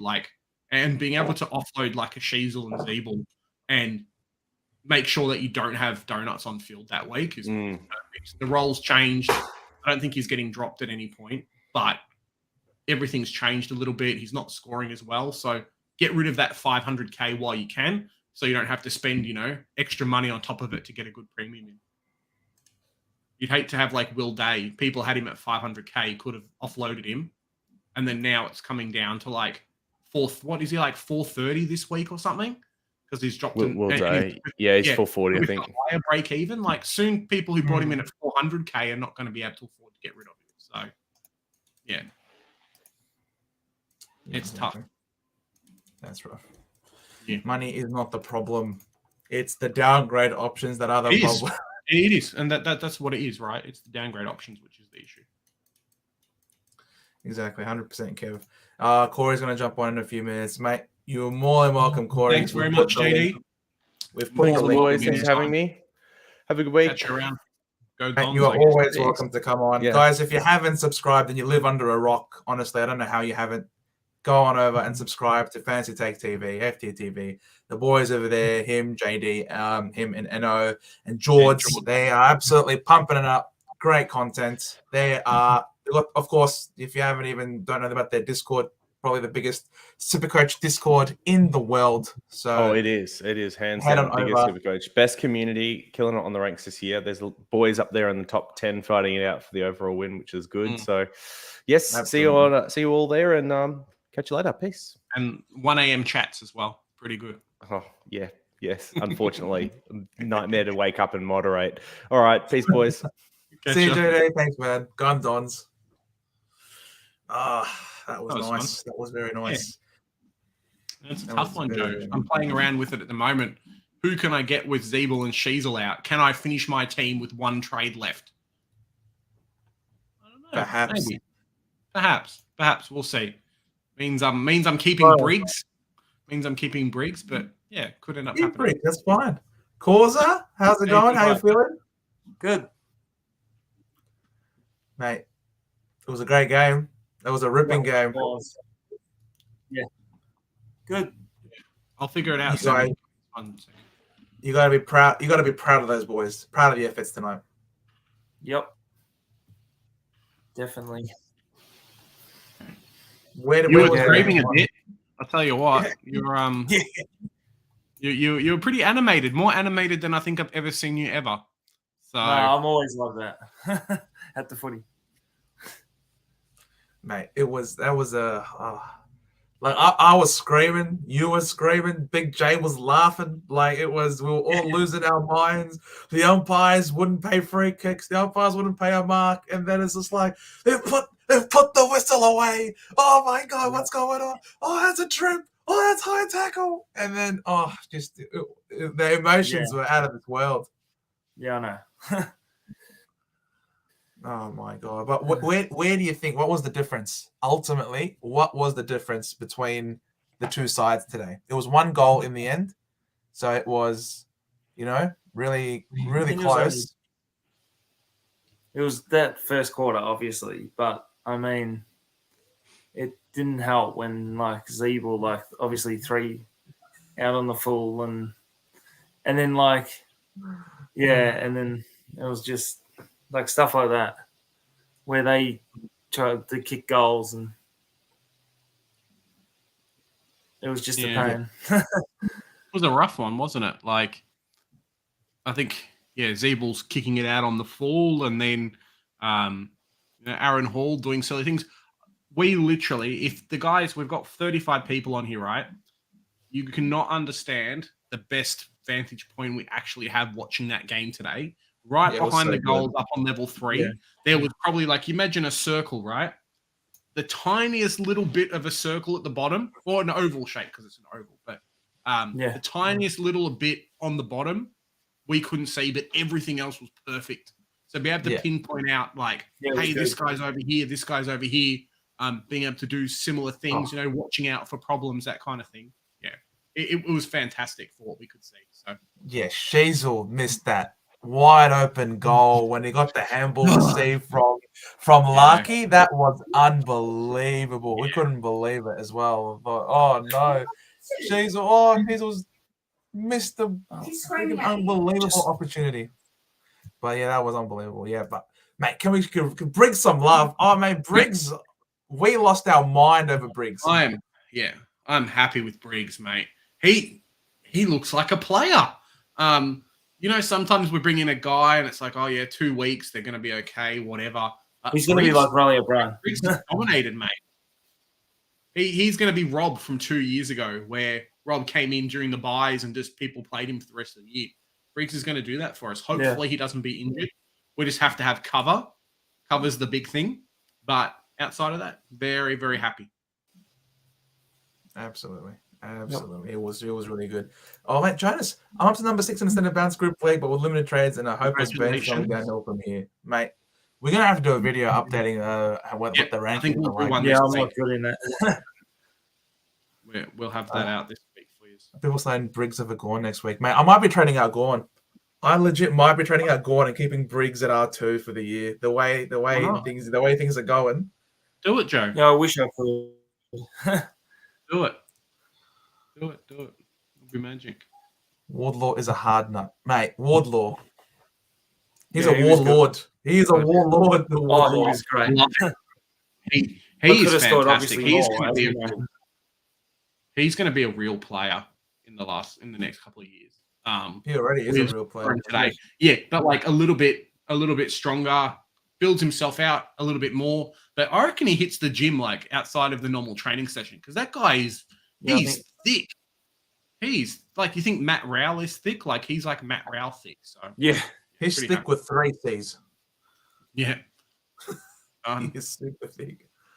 Oh man, that was insane. So your number 1 player for North Melbourne, Causa today? Maybe I think it had to be Phillips. Maybe I think it was like one of the best. Yeah, or Taron Thomas. It was one of those two, I think. Yeah, I think people have kind of underrated Phillips a little bit, right, Causa? Like, coming back off injury. Like, I think he wouldn't have done so well if Jai Simpkin wasn't in the team, that kind of thing.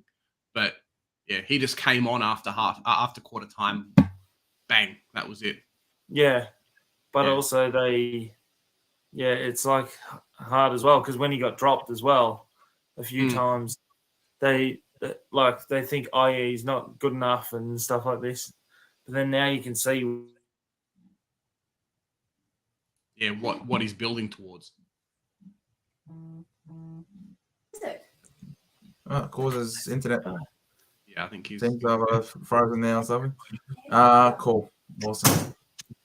Well, Causa, it was great to hang out with you today, man. Honestly, you are a lot taller than I expected you were to be. So Corey was one of the guys that we ended up meeting up with us today at the footy. So hopefully next time we get some more people in there watching us go bananas. Maybe we might not be listening again.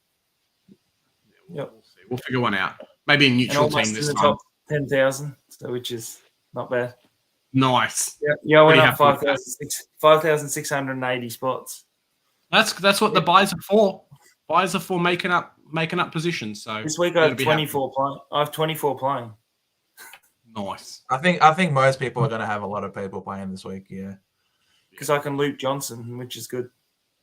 Yeah, but you can only really have 22 playing. Yeah, but I mean I can loop Johnson with. Yeah, I can loop Johnson score. Yeah, cool. Awesome. Alrighty then. If there's nothing else, thank you so much, Causa, for coming on, man. Right. Good seeing you today. Yep. Have a good night, man. We'll see you in the next one. Is Hippo around or is Hippo kind of gone? No? Okay, we've got Big Hippo. Hey, Hippo. Oh, mate, it's Hippo. How's it going? What's up, boys? How are you? Can you hear me all right?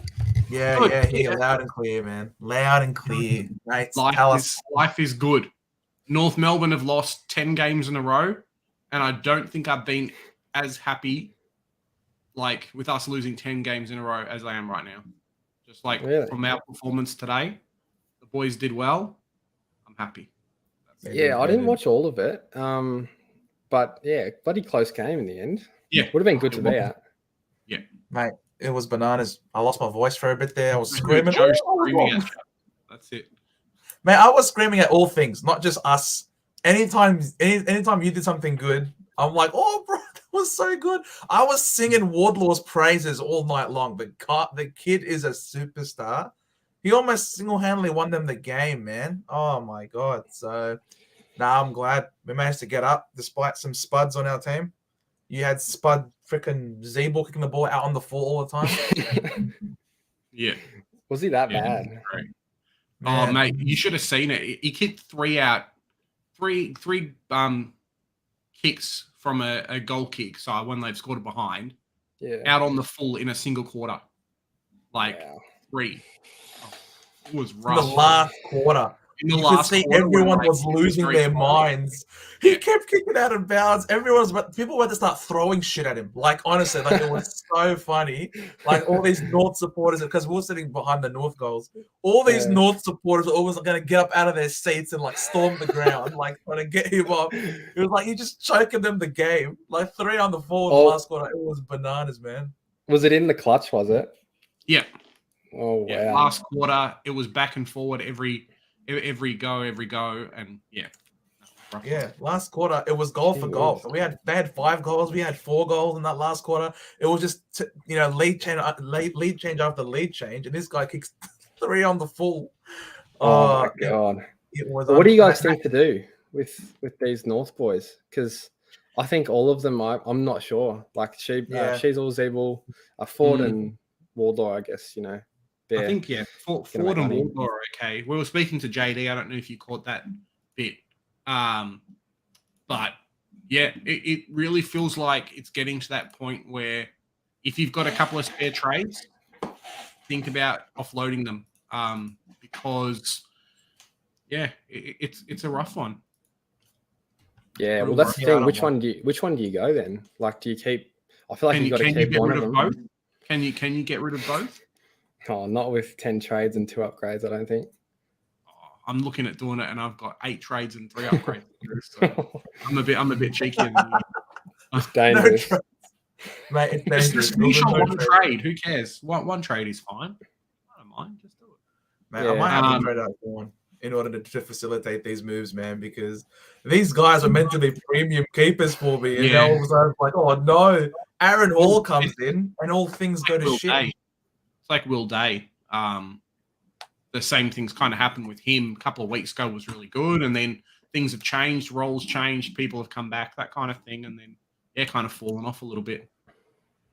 Yeah, so Hall had 5 kick-ins today. Yeah. Zeeble had 2, Sheasel 2. Yeah, but Sheasel's been playing a lot more mid as well, playing a bit more mid and mid forward. Like he was partly why we were doing so well in that contest in the middle. Yeah. I don't know if Joe can pull up his heat map or whatever, but yeah. Like he was doing fairly well through that middle. So,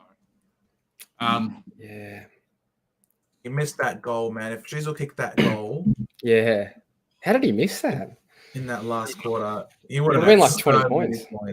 Yeah, at least. He scored a 72. People miss goals all the time. Yeah, bro, not from there. Not from there. He had 6% CBAs. You know what I mean? Like. Sheasel, which is less. Sheasel, yeah. I mean, Sheasel, a couple of weeks ago, he had 34%. Then it went down to 17. Then it went down to 6. Like, it's his CBAs are dropping more and more every week. So where was he starting today? Mid, yeah. Been playing a mid, been playing a tiny bit of forward, kind of everywhere, really. But he only had 6%, did you say? Yeah, CBAs. So that was his heat map. So he got a few behind the ball, and then this was the shot where he missed. This one right here, the solitary disposal inside forward 50. He missed that. He went for a dribble on the bastard, idiot. Why would you do that? But yeah, as you can see, a lot of pill. So if he kicked that, we would have won. So Right, it's all about Supercoach points. It's all about Supercoach points. That's how I feel too. It's all about Supercoach, bro. Honestly, like what that's how I feel too. Oh, me too. God. But yeah, 82% Tog, 72. Benson and a half back the week before.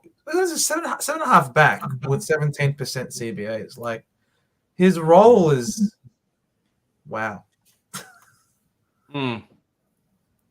Just bring back Clarko. Can Clarko come back, please? Clarko, you've been exonerated. Can you please now just come back from your leave and put him behind. Mate, it's going to happen sometime soon, I reckon. I think it's coming up soon, but yeah. Look what Fizzle was doing before. Can Clarko please come back? I don't like this new Rutten Shazel. I think it's more Aaron Hall than anything else, really. Yeah, it probably is. Aaron Hall and the team getting more competitive. I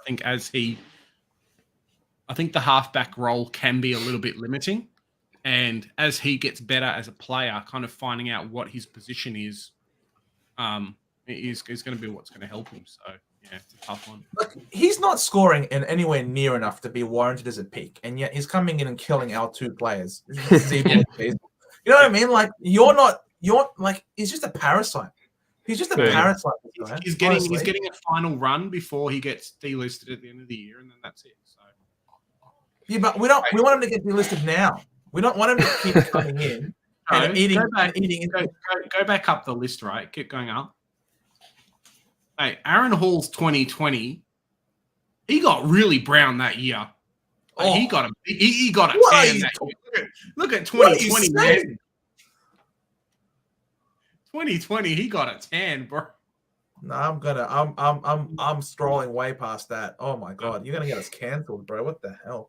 Honestly, but yeah, like honestly, this 88, 59, 82, like he's a soft tissue injury. Come on, like we know he does hammies like no one's business. So yeah, I don't know. That's why I feel like as soon as he goes out with injury, which is bound to happen, right? That'll be the week that we all trade them out because they score like 30 the week before. I got a question for you boys. Okay. Yeah, go for it. It's a bit like off subject, but off topic. But say you got Marshall in English, and let's say we're going into that last bye round, and Briggs has gone back-to-back 120s over the next 2 weeks. Is trading English viable, or is it just psychotic? And fielding Briggs. Look, that's year, psychotic. That is psychotic, bro. That is like never go full psychotic, Hippo. Like I understand a bit of psycho can be fun in life, but trading out English. It's more just like Briggs if Briggs keeps pumping out 120s on the bench, that's just it's gonna hurt, like you need that on your field. Last year and the year before, I don't know if it was last year or the year before, when Bontempelli got to like 720k. I know there were a couple of cases where people did really well with actually trading out Bont, and grabbing like Bont as a 550k and then upgrading like a 400k to a premium to finish off their team. You can do something similar in your situation if you had like Madden on the bench. You can just put a Ruckman in there. But the problem is like an English. Maybe you could do it with Marshall, but English's ceiling is so high that the 115 you're probably going to get out of Briggs is not worth like the 130 plus you're probably going to lose from English. So unless you're really strapped for cash, he's the only person that you've got left who's actually worth some money, whatever, then go for it. But otherwise, you're kind of stuck. Yeah. No, I think you're right. I think it's just you got to cash Briggs in, even if he is pumping out. Oh yeah, I think so. Yeah. Which sucks because I trust him more than Gorn at this point. I trust him more than Gorn. It sucks. Would you consider trading Gorn for him?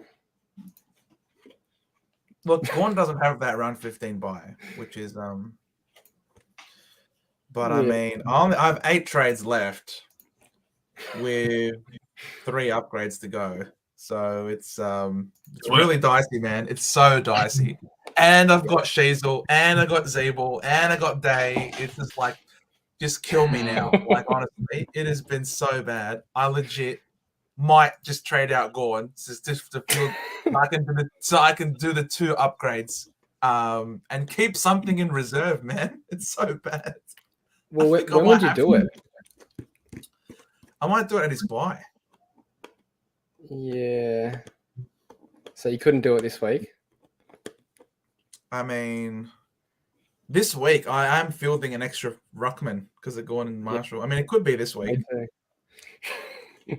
I think it just depends on who's available, really. Like, Gorn's what, 470k? You can't do much with him. He's not Sean Darcy at 560. You know, it's a bit different. Yeah. Oh, you could do. Yeah, you could swing Madden up. Yeah, and then bring in. But that's the thing. Who do you bring in? well, that's what I'm saying. Like, maybe you go to Oliver or a Petrarch or somebody. Yeah. We'll swing Humphrey because Humphrey's got the bye this week. What about Elliot Yo?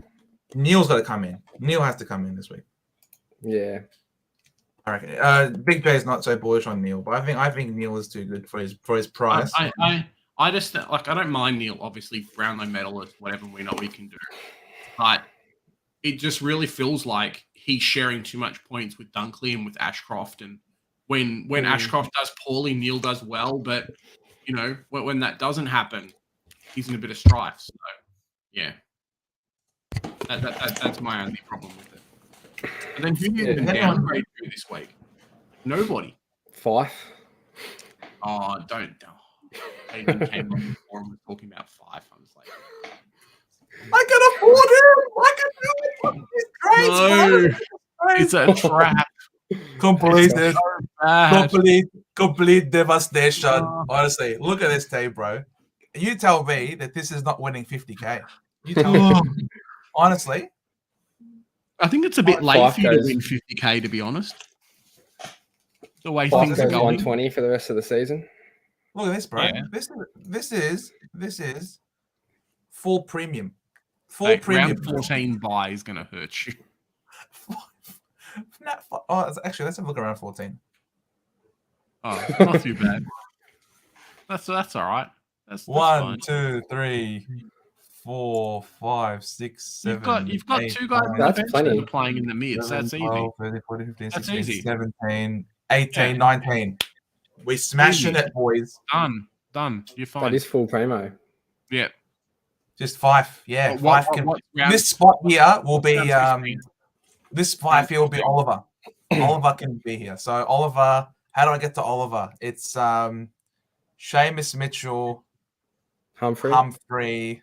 No, keep Humphrey. Keep Humphrey and Johnson. Mitchell, Joe. Keep Humphrey. Well, how do I and get? Mitchell. Well, how do I get to Oliver then? Can you go Sincotta, Johnson, and Fife to Oliver? That will work, right? What? I Mate, trade in 5 just to trade him out. Let him make you some money. Try and find someone that you can get some money out of, and then do those 3. You've got 2 trades, full primo. Value your mental health and to clear a 5. Joe, you've got full primo, Mitchell on the bench, and Humphrey rotating between the 2 forward line, like forward and mid as cover. No, it's not bad. Good choice. But yeah, I want Oliver here. And then maybe a Shazor can be or a Zabel, one of these. They're dropping in cash though, so maybe it might be one of these guys that I don't know. Yeah, it might work. Imagine Fife does average like 115 for the rest of the season. Oh, it's gonna be dirty. Oh my god, when was the last time Fife did that? Never. Like but 20 back to the mid roll. 2 years ago. I have to go back to the archives on that 5 now. Jeez. Yeah. What year was that? So this is where's the Supercoach scoring? 100. Back in 2021. We're gonna go back. That's not long ago. Just the year before last. Come on, Nat. You signed a 2-year extension. Surely you're good enough. That is a good sign, to be honest. Him signing that extension. No pun intended. Yeah, it's true. That's true. I mean, last week he scored a 67. Yeah, it's not great. Like his CJs went up, but he went like 50 and 60. I mean, yeah, excellent CBAs for excellent scoring. What the hell are we doing, Hippo? Honestly, like, I don't mind it. Like, I reckon a week off might help him. Might be the reset button to Brownlow 5. They're winning again, so maybe. Well, yeah, Yunkel seems to think that these trades are gold. Are you sure these trades are gold, or are you saying the trade numbers are gold? I don't know, You bro. say the numbers. There's the numbers? Yeah. I don't think these trades are golden, bro. Fife is more stuck than Dusty Martin after he ran into Mitch Robertson and got injured. Look, it's still early days. It's still early days. It's still Sunday night. It's been a long day. Yeah. I don't Maybe think Nat I'll be Fife trading. isn't the answer. Maybe Nat Fife isn't the answer. What would trade assist? What would trade assist tell me to do? I'm actually going to ask Supercoach. Come on, algorithm, secret algorithm. Tell me, what should I do? Let me undo these changes and let Supercoach do the work for me. Because I can't seem to pick a winner. So why don't we get the... Come on. There we go. Trade assist. Yes. Ashcroft to Neil. Beautiful. All right, we're on for 2 trades. Baker to Neil. Mitchell to Mullen. Not bad. Actually not bad. 3 trades. Baker, Mullen, Brayshaw. Tom Green? Oh, no. Not Tom Green. It's so random. It looked like it was building well. Yeah. I like Brayshaw. If I can, I'd love to trade in both Neil and Brayshaw this week. Yeah. Did you watch Tom Green today, by the way? Oh, man.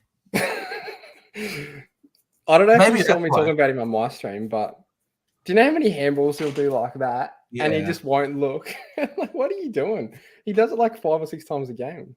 He's got a patent on it, I think. His trademark, it's just a freaking... That's what what's his face was doing last year, Will Brody. But he actually was looking before he did it. Yeah, I don't know, man. This score could have been so much better. This 89, like, if you actually look what he was doing. It's the new trend in the AFL. Handballing over the top of your head. A bunch of the North players were doing it today. Green is a butcher. Yeah, he was. But yeah, as Yanko says, Mills and Hewitt will be under 400k. Look, I'm not gonna get Hewitt. Like Cripps as well. Yeah, get Cripps as well, or Walsh even. But yeah, Might have to trade Walsh. Oh, you could trade Walsh. But yeah, I like Mills. I like Mills. I can't wait for Mills to come back. Hopefully they'll put him in the guts where he belongs. But for 470k, we'll have a break. Is there any time frame on him? Is there a time frame on him, or is it still not sure? Calf expected to be available for round 14 to 16. Okay. And he's had his bye. That's kind of big. Yeah, exactly. Meal stuff for at least 2 weeks. Okay. Jonas wants us to get you to talk about the Spud Muffin Lockie O'Brien. Nice. Yeah, no, he's not great. I don't think he's the worst. Yeah, no, he loves to kick it out of bounds on the full. So. Oh, like Zabel. Yeah, like someone else we know. Like Zabel, someone else we know and love. I just feel like Zabel, I can't trade. Like, I just feel like Clark will come back when everyone jumps off, and then all of a sudden Zabel's back to the 170s. I love it. Can't wait. That's why I'm holding on to these bastards, these North Melbourne spuds. Like, come on, guys. I need Clarko to come back. Why do I not have Wardlaw? Why do I not have Wardlaw is the real question. Why do we not have this guy is another big question. Like, seriously. Christian Petrarca. Too expensive. It's depressing to look at, though. Look at this. 5-round average of 130.8. Yep. There was a crossroads where we could have got him for 570, and yeah, we just didn't, I guess. Who's this? Right. Petrarca. Petrarca. Here it is. 588, 584, 576. You know what? It was that round between round 6 and 9, like we always used to harp on. Perfect time to bring in these players. And then Lamo, I think that's when JD brought him in. And he just went massive after that. 167, 122, 148, 103, 122, 159. He's going to go bananas this week as well against the Pies. I think I have to head off soon. Yeah. I've got to go to work tomorrow. Feels bad. Weekend's over, boys. Before we head off, I've got Magic on the line too, so we've got to chuck him in here. No. Maybe we'll just do a 4-person one for the last couple of minutes. What do you guys reckon? Oh, Yeah, four-way. Let's go. Four-way. Love it. Four-way done. Cool. Bit of a four-way. What's up, Magic? Who do you guys reckon is a better trading option, Sarong or Brayshaw? Brayshaw's 584, Sarong 610. Go. Brayshaw. Brayshaw's going to be over 600k next week. Sarong is going to be under 600k next week. So I think Brayshaw's going to go up in price. Sarong's going to go down in price. I'll get both of them in order. Okay. I think Brayshaw because he's more proven. So yeah, that's pretty much that's that. And the price is 30k. I have no money, so so that 30k could really matter a lot. So I don't know. It's 610k. But, it's 600k. If they're 610k, I want to get like someone like a Tom Stewart. That's what I feel like. Like someone proven. I don't like paying 610k. Either they're proven or they're like Nick Dacos. I just have to get them in. I don't like paying up 610 if they're not like Sarong's doing good, but is he doing that good? I don't know. A little bit. Yeah.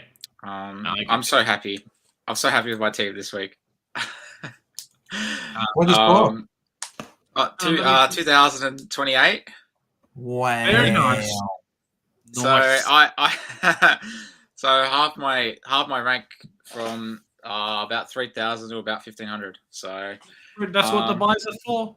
Well, 2 weeks in a row as well, where I've 6,000, 3,000, 1,500.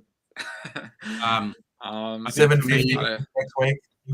yeah, exactly. Yeah. No, I did some trades already just to see what it looks like. It gives me like 22, 24 projected. So I don't know if that's good or not, but it feels good. So it feels good. That's the most important thing. Oh, yeah. Yeah. To be honest, it's a really good week for me. Just Weddle is the only thing. I don't have Weddle, so it's like yeah, likewise. I know Weddle. And my big question for this week is just like if you can if you're trading out one of Zeeble, Sheasel, and Day, and you can only trade one of them, and you the other two just have to stay for the season unless they get injured, then which one are you trading out? Will Day. Gee, that was fast. Yeah. Will Day's done. He's done. You already traded him out. That's very easy for you to make that call. But Will Day's the one. Hugely lost the job role. Doesn't look like he's coming back. The cheapest out of lot, and he's going to punish you, I think, the most for keeping. The only benefit I would see out of getting rid of one of the other two was that you might give you one extra player playing in round 15. Like that's literally the only benefit out of those two versus Will Day. Like Zeeble's a little bit more expensive, so you can bring someone else in, but purely like player, like it's the round 15 buy. Like that would be my only reasoning for Will Day. And for me, it's the same for buys because right now I'm 17 for round 14, so that's why it's completely just like getting rid of any of them helps my buy. So it's just how good they'll do, and then the price a little bit matters. So Zeeble being a bit more expensive, helps his case a little bit. That's my main question for this week. But I just feel like Aaron Hall is bound to get injured. Aaron Hall is bound to get injured at some point. Like he'll bend over to tie his shoelaces and do a hammy. Like I just feel like he's so injury prone that as soon as he's gone, Zeeble and Sheaves are laughing again. And I won't have the trade to bring him back in. Yeah. So that's a very good point.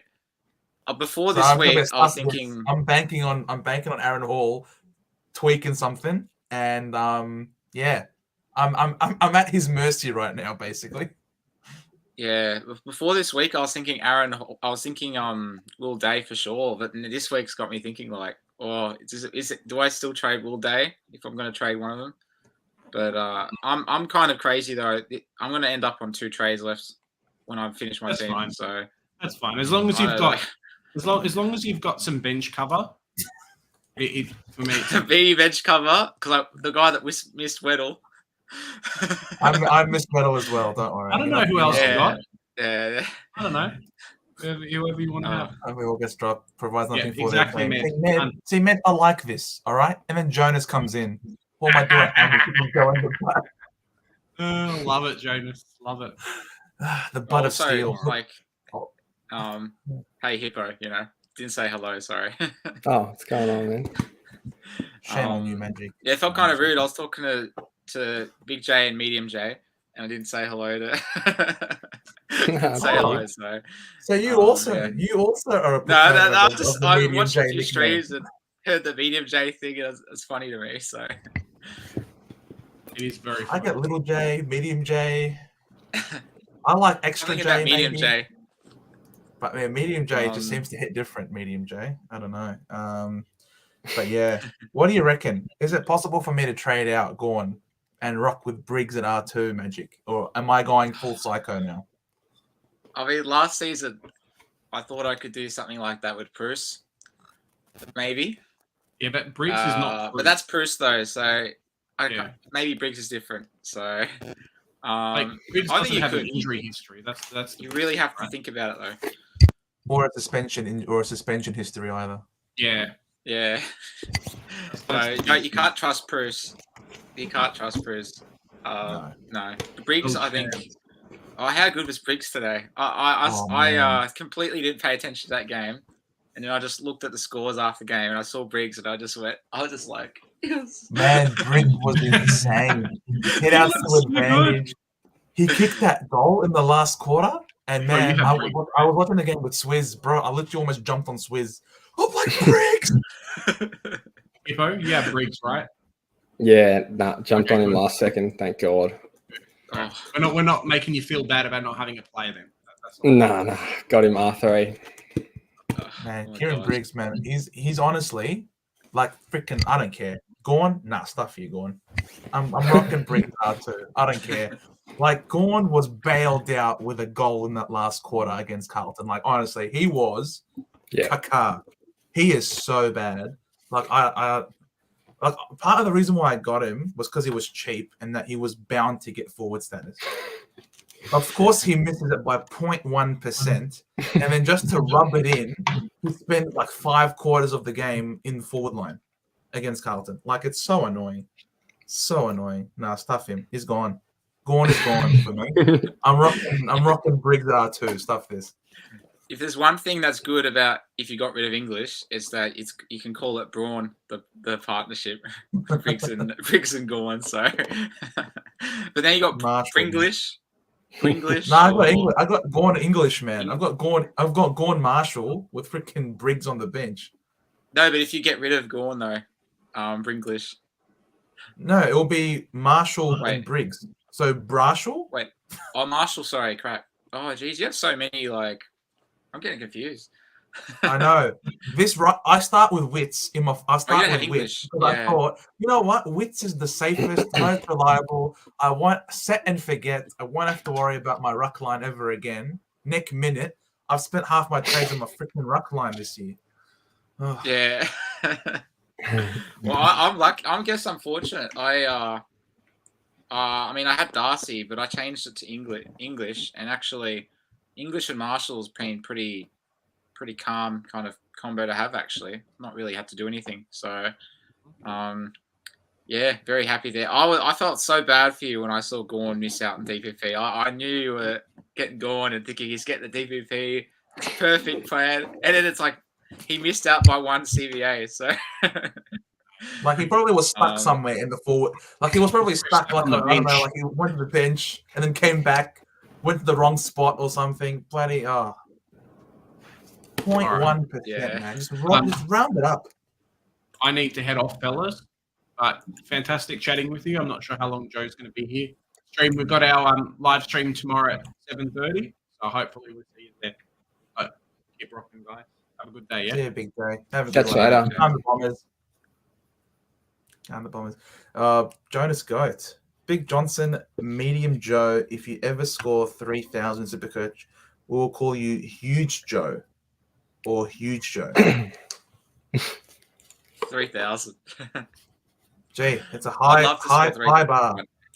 High bar, honestly, but I appreciate it, Jonas. You can call me that anytime you want, to be honest. At any point. Jono, I'm thinking Zeret will go huge versus the Blues. So he's talking about captains this week. Well, there's no Hewitt this week, right? Or is Hewitt back this week? Don't think so. There could be a decent game. Oh, he was concussed, wasn't he? Maybe he'll be back. Yeah. Concussed. Who's aren't the Dogs? The Dogs are playing Port, aren't they? Yeah, Dogs v Port. Yeah. So maybe English might be good. Yeah, he'll go big. Do you have English? Yeah, against light shit. Yeah, could be good. He already played him and went like 130 something, I think. 135 ish. Had a look before. Yeah. Hawthorn versus the Lions. Do they tag anybody? The Hawks? Yeah, I reckon Nash will go to Neil. What's Neil's break even this week? 86.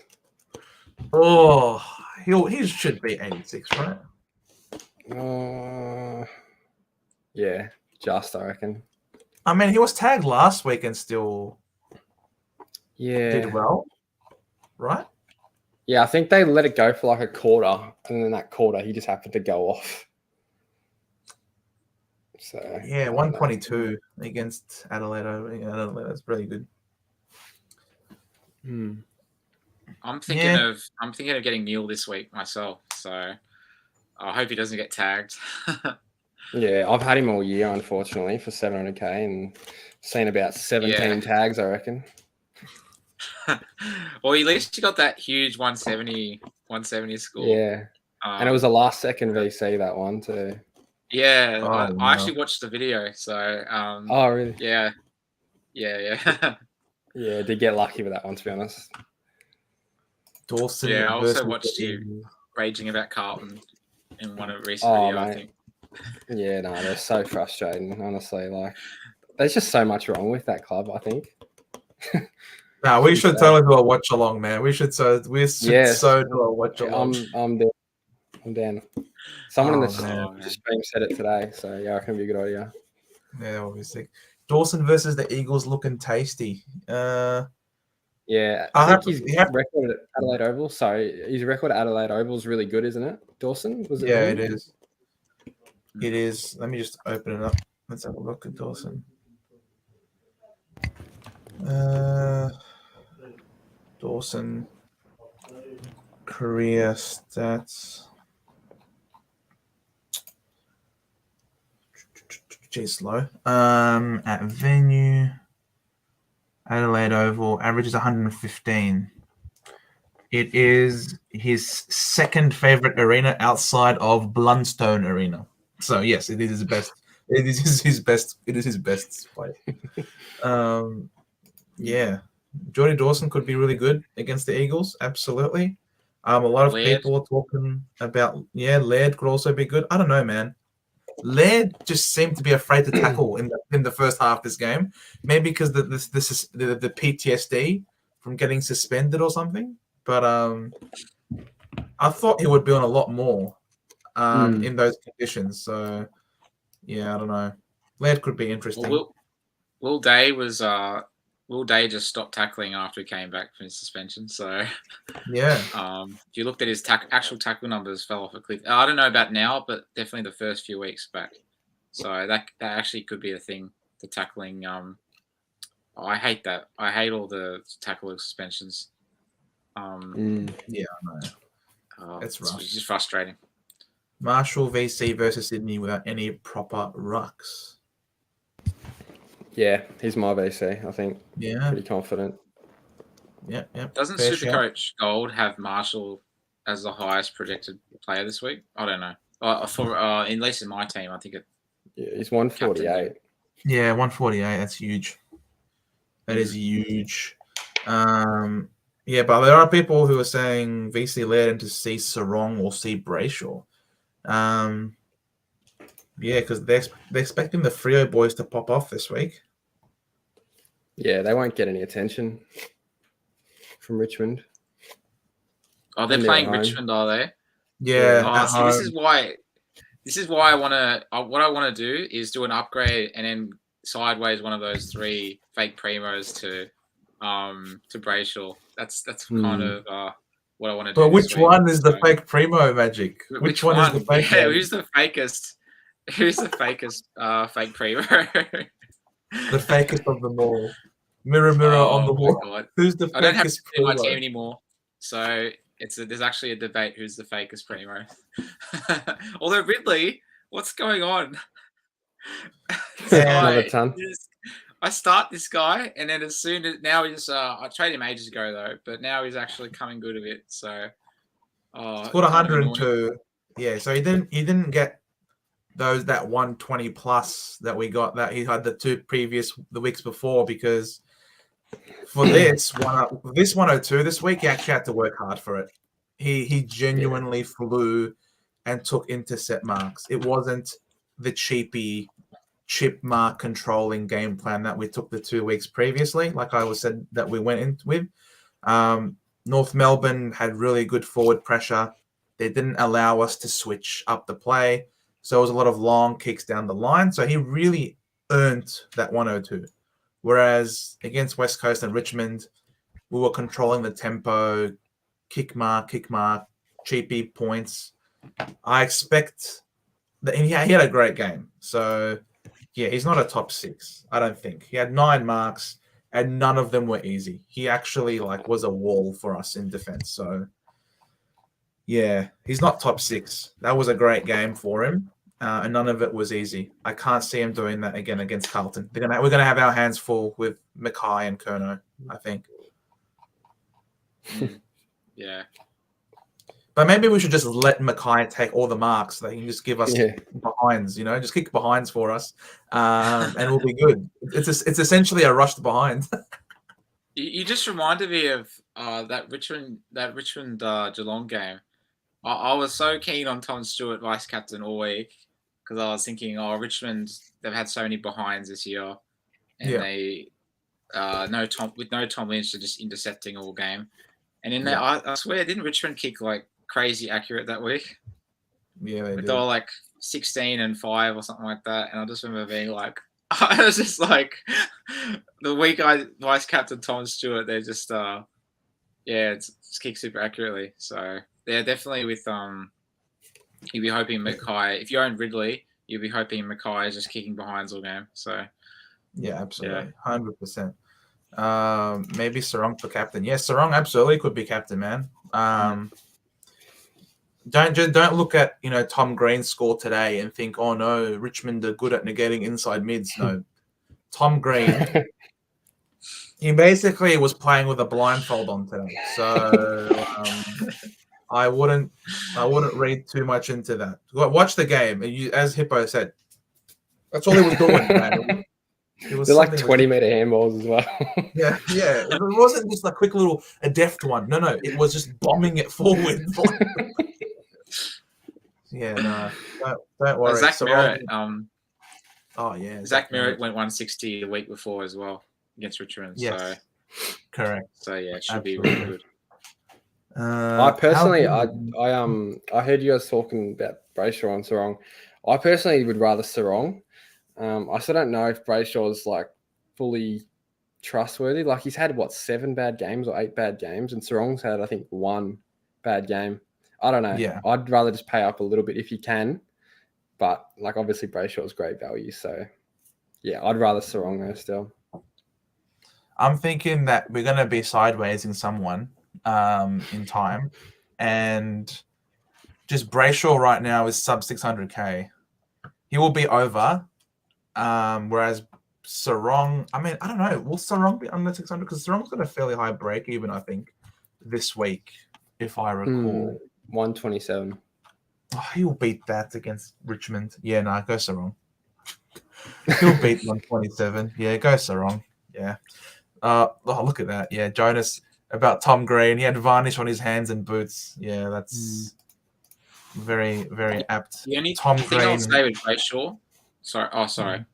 Yeah, no, go for it, I think the bye might help him though.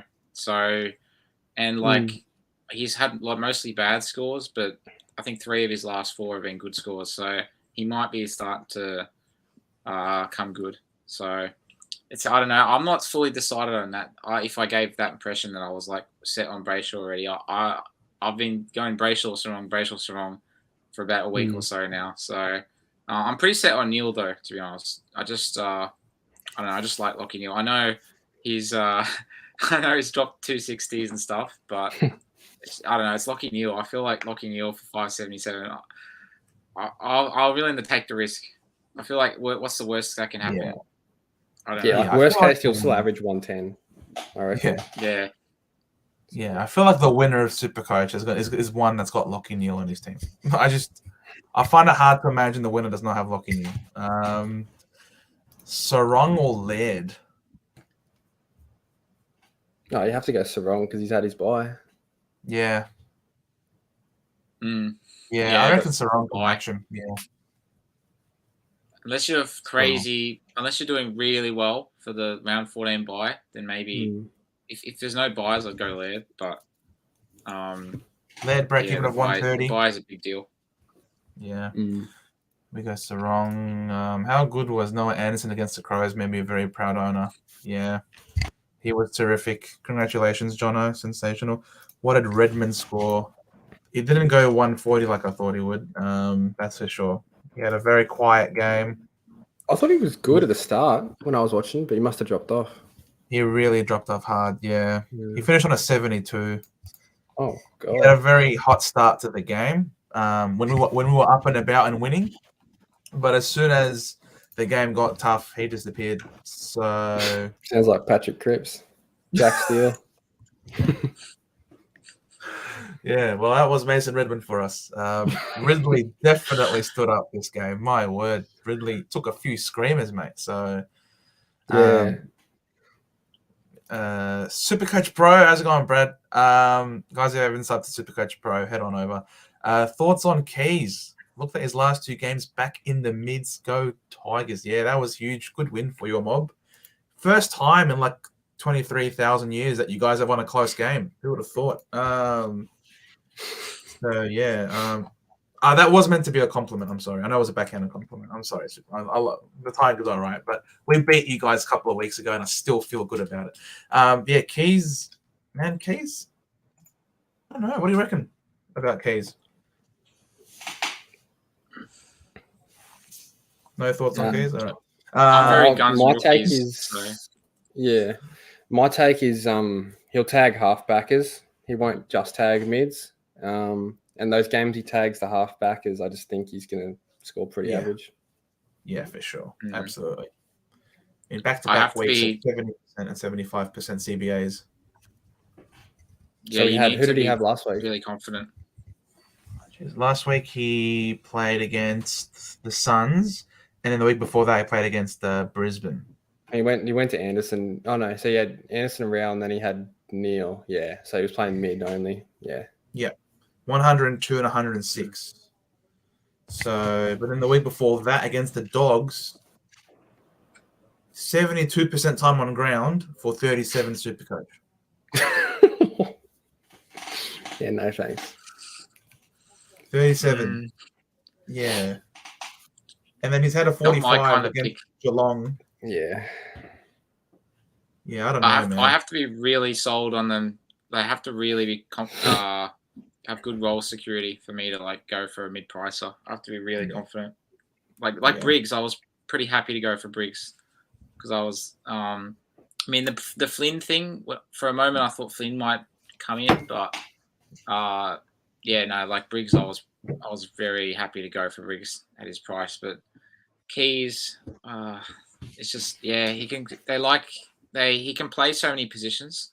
Like he can tag anywhere, and he can they can just put him at half forward, and they can put him in. I don't like it.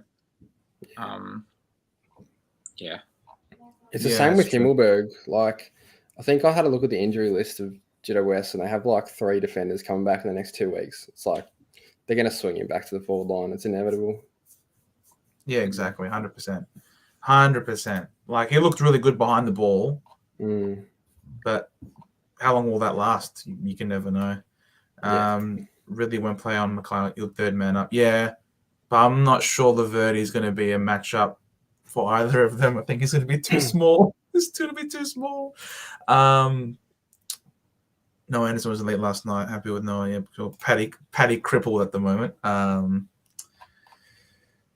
You watch. He's going to tear us a new one on Sunday. I can feel it. He's going to go. We have no one. If Will Phillips, George Wardlaw are tearing us a new one, I can only imagine what Paddy Cripps is going to do to us. So get your popcorn ready. I've never heard that nickname before.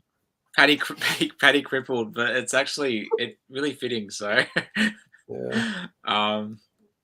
I love that. I actually love that. Is anyone tempted by him or not? Because I'm not. What's his price? Yeah, I think post buy might be like 450. Oh, 450. I don't know. He gets his body right in the week off. That does happen. It does happen a lot. That kind of thing. Yeah. Break even of 114. Yeah. He'll beat that. Just let him drop. I think. Let him keep dropping. Nah, he'll beat 114 against us. You sure? Paddy Cripps. Have you watched Paddy Cripps lately? He's a bit. No, I don't know. I haven't watched Paddy Cripps crippled at the moment. So wait, no, I watched it against Sydney. That was really bad. Yeah. Yeah, he looks like he's injured at the moment. So. But I'm telling you though, if Will Phillips and George Wardlaw and Sheasel are dominating clearances against us, seems to be a good matchup. The Blues like to bounce back against Essendon. Play them into some form. Do you remember that game in the wet like 5 or 6 years ago? Like with pouring rain. I think Carlton had lost like 15 games in a row or something, and I think they won. Yeah. Remember that one, MCG? Yeah. They always get up against us. It was our 150th anniversary last year, and freaking Heppel's like tugging at the jersey and like trying to get them to play, and freaking that was pathetic. There was a game from Cripps years ago where he went like 194, and I think he was on 40 at halftime. Wow, 40 something at halftime. So. That was absolutely crazy. Yeah. So I just reflecting on Cripps in the past made me think of that. So yeah, all timer. That's like an all timer Supercoach game. That one. If it rains, will it be better for him? Will it be better for him if it rains? You reckon against us? If you ask Jack, he'd say yes. Yeah, contested ball. Let's have a look. Let me pull up the bureau. Will the Bureau Meteorology tell me this far in advance, come next Sunday, what the weather's going to be like? Early forecasting. Sunday, 15 degrees, mostly sunny. This will change by the hour, so don't you worry. Mostly sunny, not in the evening. It won't be. Yeah, we'll see. Interesting. Weddle took a hanger. Yes, 23,000 years since the Bombers' last finals campaign. No, look, hey, no. We have multiple finals campaigns, but the problem is they are very short in duration. They only last one game, and we lose that final. How many days since the Bombers won a final? Look, I'll tell you that it is over 6,700. How far away is Sedachik with his sub, though? Just take Setters out of your mind, bro. I know he's living rent-free in there. He's not coming. You're not going to trade him back in, so it doesn't matter.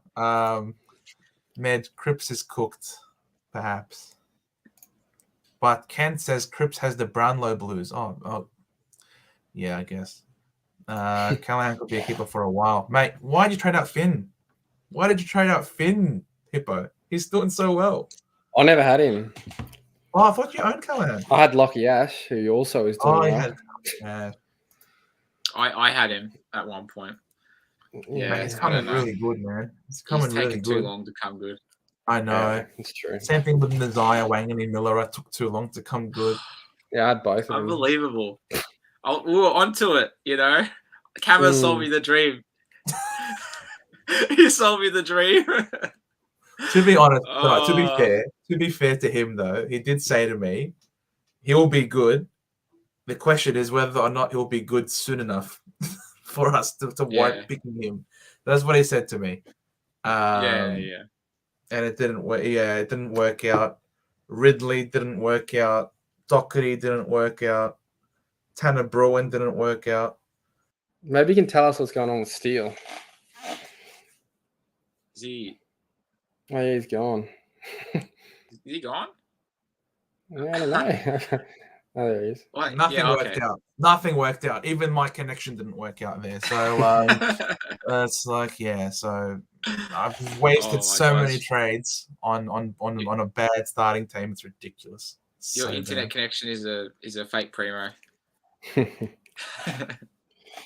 I agree. I started Steele for 600 and whatever he was, traded him out, brought him back in for a 60, and then copped his buy.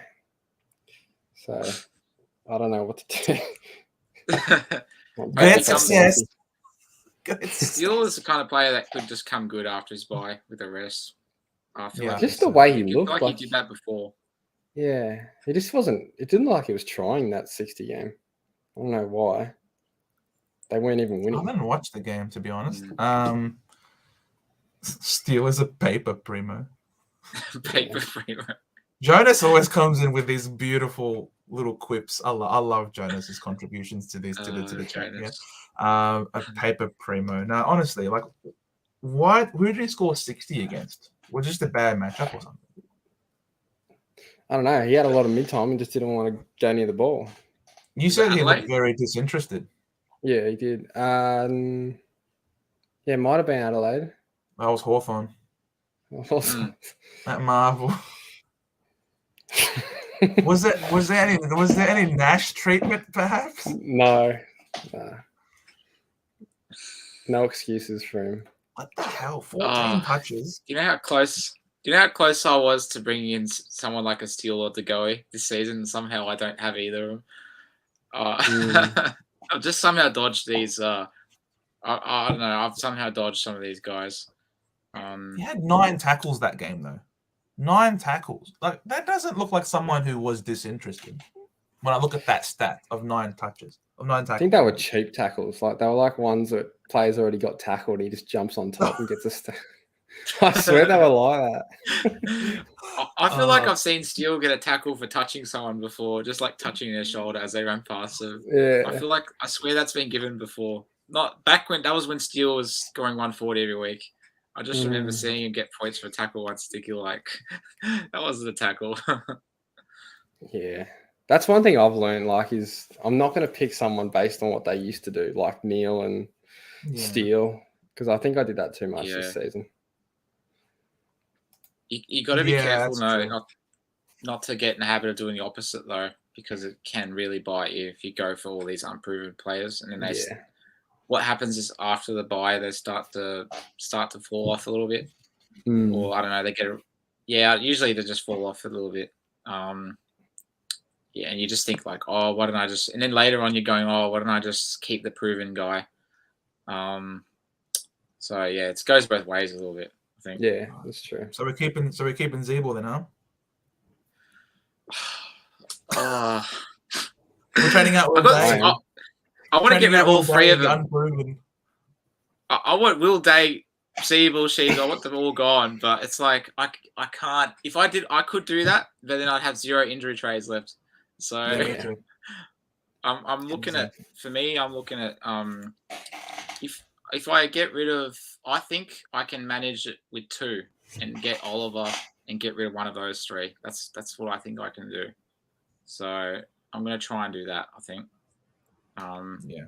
Yeah. But it's just which one to get rid of. Yeah, I'm probably going to be thinking about it all week. I spend too much time thinking about Supercoach. I think we all do. It's kind of sad though. It's like if I got paid, I would need to have a job if I got paid how much time I spend thinking about Supercoach. Yeah. Like probably do 30 hours a week. So about my trades. So it's billable hours. Yeah. Billable hours. And we're addicted. It's the addiction's got us. Yeah, I know. I reckon we'll see a few mid-season draft players this week. Says, yeah, I would be so shocked if that West Coast one doesn't play this week with all of their injuries. I'd be absolutely shocked if they didn't play. Like, their water boy is probably injured as well. Like, they have so many injuries. Like, I think they might have to like detox the reservoirs or something. Like, something doesn't make sense over there. You think Caleb Daniel will keep going? Surely not. Surely not. There's no way he can. He plays for freaking Beverage. His role can change any minute. You know what I mean? Like, didn't someone in the back line get injured this week for the Dogs? It was Ed Richards. Yeah, Ed Richards, severe hammy. Does Caleb Daniel go behind the ball? Where did he play today? Was it midfield? I mean, the other day he was playing midfield. Yeah, I didn't watch the game, so. You think he was playing in the back line, was he? I was watching the other one. Caleb. And no. Pull up his heat map. His starting position was interchange. Wonderful. Let's have a look at the share screen.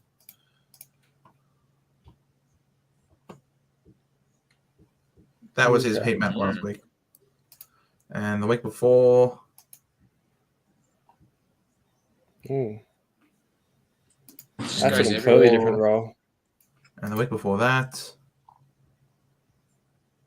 What the heck? It's literally so different roles.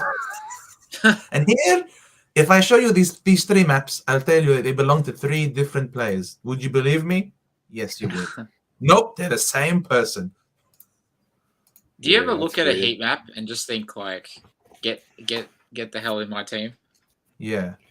Yeah, this one doesn't. This one doesn't scream that. Humphrey's heat map sold me on him. This one's a good one. That's exactly what I was thinking of. The other week when I got Humphrey in, I saw that heat map and I just was like, oh my gosh, get in my team. Yeah. Primo, I actually got him for 285k. So yeah, I got him after one price rise as well. Yeah, I think I did too. So I'm pretty happy I did, to be honest. If I didn't do that, I'd be really stressing. Yeah.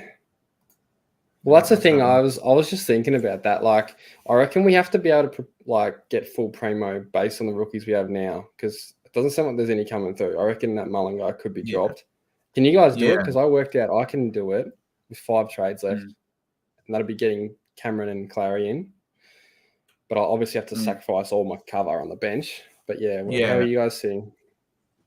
I mean, Stewart comes on field there. So I've still got Ashcroft. So I've got 3 spots. Rosie should be here because Rosie should be in the forward line on field. And so, I've got 1 rookie here and 2 rookies there. And so Ashcroft can literally go straight to Neil just like that as it is. So I'll just do that because I think Neil should be in. I think Neil is too good not to get in. Don't forget about Fife, the Brownlow. I'm not going to get Fife. I think the 2023 Brownlow. I think if Fife pops off this year, then I'll apologize to him. But in fact, I'll send him a box of chocolates and some flowers in the mail. I'll find out. I'll just send it to Freo to the Fremantle ground, and I'll be like, "I'm sorry for disrespecting you. You're the GOAT, and I know nothing better. I barrack for Essendon. I'm a spud. I started Setterfield in my team. I was very happy about that and held them for too long. But I'm not gonna get 5. Are you gonna get 5, Hippo? Maybe if he goes off this week and tons up, I'll get him. Okay. For 1 week with O'Meara out, though. What happens when O'Meara comes back? Oh, then I don't know. Flip a coin. It's hard. Jeez, what is going on? Is everybody on Supercoach or something? Where is Neil? I've typed his name in. You have to go find him. Send Voss some Kleenex and bubble wrap. Is Voss Why? Hippo? Do you think Voss is going to be at Carlton by next season, or? I think they came out and said they'd back him, but I don't know what that means because didn't Brett Ratton sign like a 2-year deal and get fired like a week later? We will back him. He has our full support. Yeah, I don't know. To 2 be months honest, later, he's gone. I don't know if he's the problem. I really don't. Just like the whole collective is the problem at this point. I don't know. Yeah. No, it was it definitely makes for good watching Blue Abroad, you know. Oh yeah. Yeah, that was Good hilarious content. watching that. the Good night. content. Yeah, I'll have to jump on there at some point. It'd be funny. You should, Oh, man. I'd love to see you raging on Blue Abroad. That would just be. Especially fresh after a game. Are they what videos of yours do the best? Is it the ones that you rage about someone, or? Like if you're going like pure view wise, I think it's like usually the streams on like the Sunday night. I've only done a few, but yeah, they usually go off because not really anyone streams at that time, and it's usually a pretty good time for Supercoach content. But yeah, the rage ones they do go off a bit. I haven't had much to rage about lately. Entertaining, to be honest. Yeah. There was that DR. There was a DR one when you did the live reaction. That just made me laugh. I don't know if either of you have seen that. I think I have. Was it when he like reacts to the suspensions or something, or the? Oh, he was completely radio silent for the whole weekend, and then he just like had a live reaction to the whole weekend of Supercoach, and it was just like, it was just so funny. I think he had Ridley still, and Ridley got concussed, and he had to cut the video because it got too MA rated. So oh no, that's not like him. No, that's what he said. That's his words. He lost it. So I'll have to find it.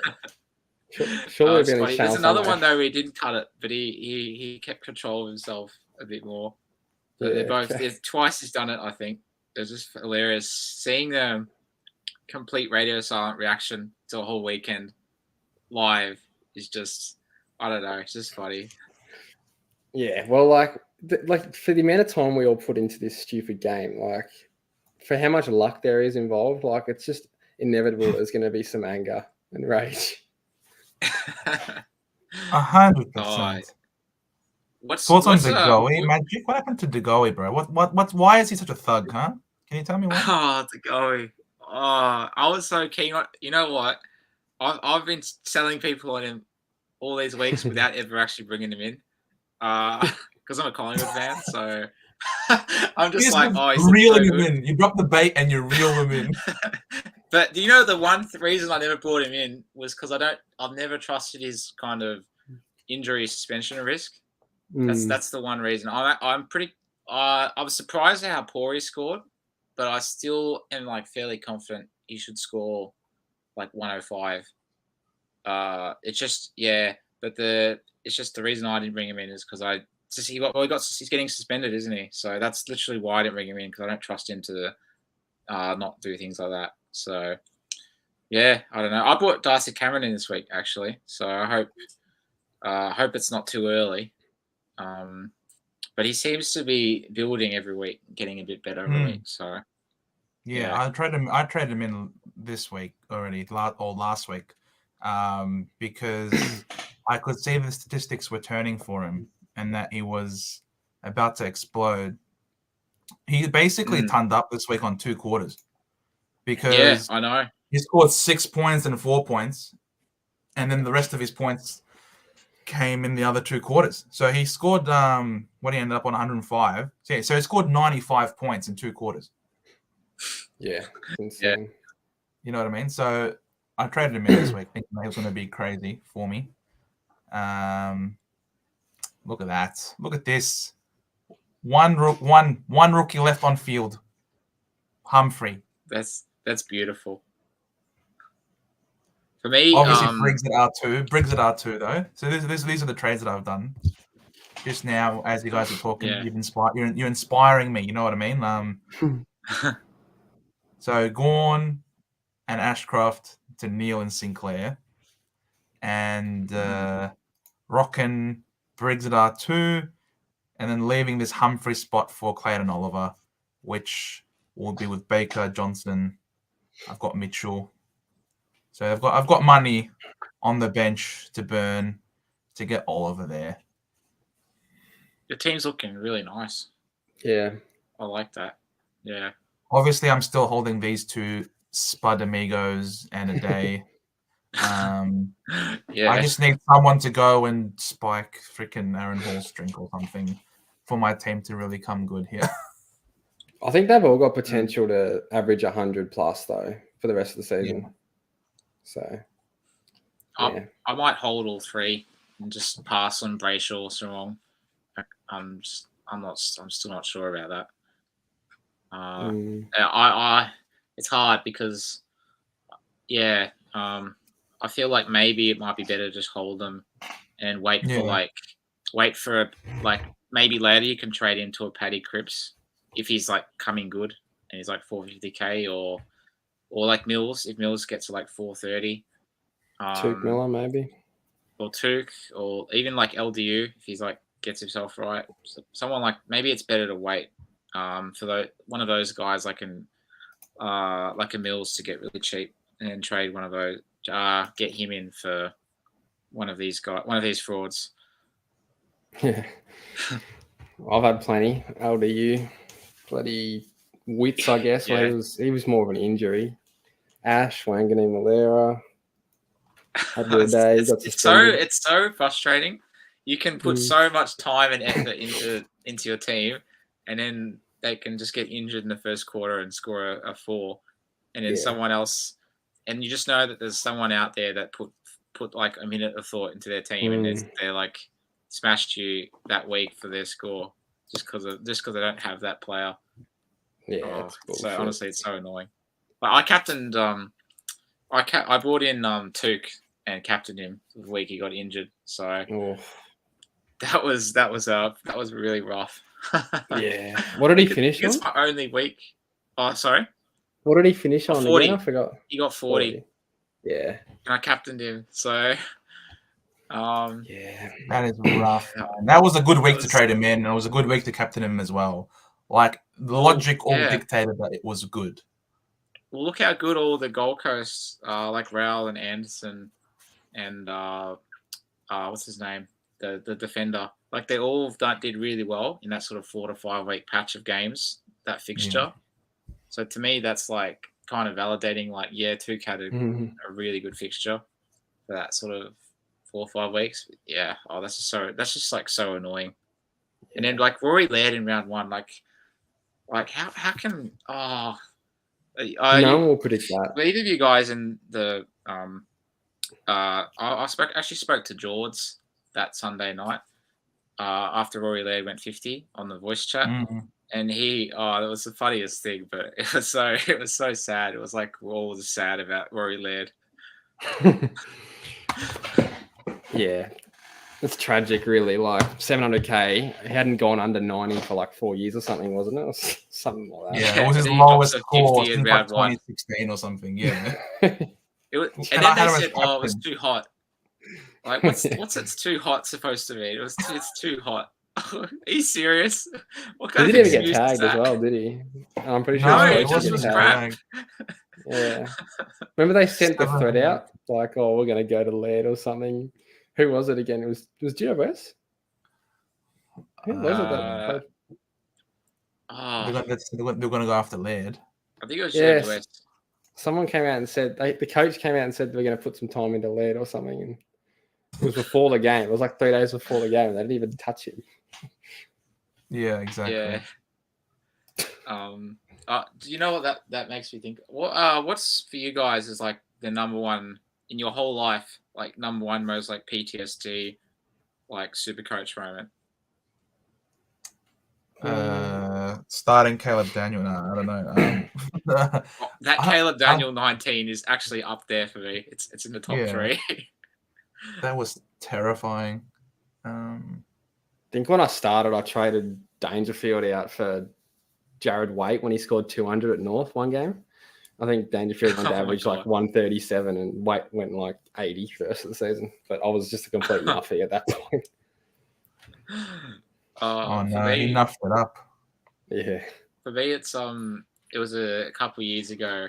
I had Cam Guthrie in my team, and just watching him score a 40 against Essendon the same week that Dangerfield and Parrish went crazy. So that I just remember watching that game at my cousin's house because they're all Essendon fans, and just like, I was like sinking into the couch. Like I couldn't watch that game. It was so painful.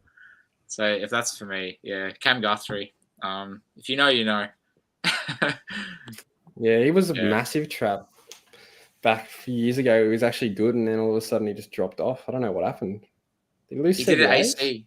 He did his AC. Okay. He did AC joint injury, and then after he missed like a week or two, and then after he came back, he never didn't look the same. He looked terrible after he came back.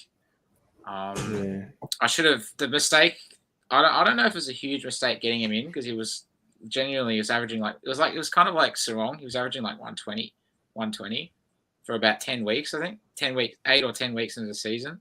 But I think the mistake was holding him when he did that injury. I should have just got rid of him. I was so close to getting rid of him for Took 1 week, and I didn't do it. And I worked it out, and it cost me like 700 points or something like that. Like it was great. I couldn't. You wouldn't believe how I don't know. It was so sad. And then after that 40, I was so angry with him, but I traded him out for Callum Mills the week after, and then Callum Mills was like a late out with COVID, and I got a donut. And then the week after, I think he played one game, and then after that he was out for 4 weeks, and I was like out of trade, so I just copped it. It cost me like 1,000 points that season, and I came about 1,000th overall. So who knows how I could have done if that didn't happen, honestly. 50-50. I swear to God, I couldn't believe it. I don't know. I would have come top 100, I reckon. I don't know.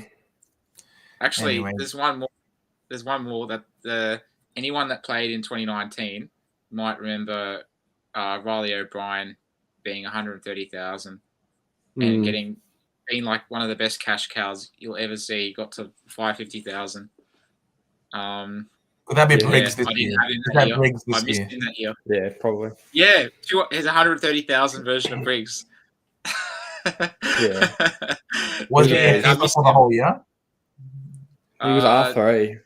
But everyone had him R3, I think, that year. I don't know why, but because Gordon Grundy were like dominant, so you couldn't really field him. But the main thing was as well. Now. The main thing was like, even though people weren't fielding him, he made a crazy amount of money. But also, Gordon Grundy always had the same buy, and he played in that buy where both of them were out, and he went 180 that week. That's right. So it was just ridiculous.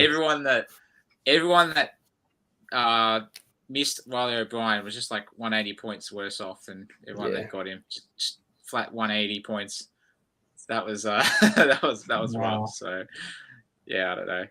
I'm just reminiscing a little bit. That is Briggs. Yeah, Briggs. Yeah, nah. It feels it's gonna hurt if I have to trade him out. It's gonna hurt. I like to keep. It depends how he goes. I'm keeping him. He's my R2 now. I'm keeping him. Piss off, Gorn. I'm going with Briggs, baby. And I've got Darcy Cameron as cover. I can swap with Madden if he's 1 week's managed or something. That's it. Stuff it. I'm using the money. I'm so fed up. Can I just say, I'm so fed up with Will Day that I almost want to just keep Humphrey in my final team just as a primo. Like, is Humphrey really that much worse than Will Day? Like, no, he's better. I don't know. I reckon he's better. Well, yeah. Look at Humphrey's last 3 scores. I think Took will hurt him though. Hurt his CBAs. When's he coming back though? When's he coming back? Yeah, I don't know. No idea. But is like the last 5 or 6 rounds. He's aiming for the last 5 or 6, apparently. But there's no way they're going to move Anderson and Real out of that midfield. It's going to be Humphrey that goes, unfortunately. So you're just leaving the trade there for him to trade to sideways him to some fallen primo at that point. To Took. Or to Mills or something like that. Yeah, exactly. Yeah. Anyways, I think that we'll call it a stream. It's now 11:46 p.m. Yeah. on a Sunday night. Tomorrow's work day. School for some of you guys out there watching. A massive thank you to everyone who's come on, all of our viewers who came on. JD was on before, Hippo, Magic, Causa, all of you, all the people that came on. We had a lot of people on tonight. A massive thank you to all of you for watching. If you haven't subbed to Hippo's channel and you're living under a rock, please go on over, sub to Hippo's channel. We're trying to get him up to 1,000. He's putting in all the hard work. You got to at least allow YouTube to pay him for a coffee. You know what I mean? So massive thanks to all of you guys. Thanks so much for coming on. Anything coming up for you, Hippo, on your channel? Nah, just the same old. Maybe some rage videos if someone starts ruining my team again, but that's about it, I think. Awesome. Thank you so much, guys, for coming on. You've been watching this in a bounce. We'll see you in the next one. Bye for now. See ya.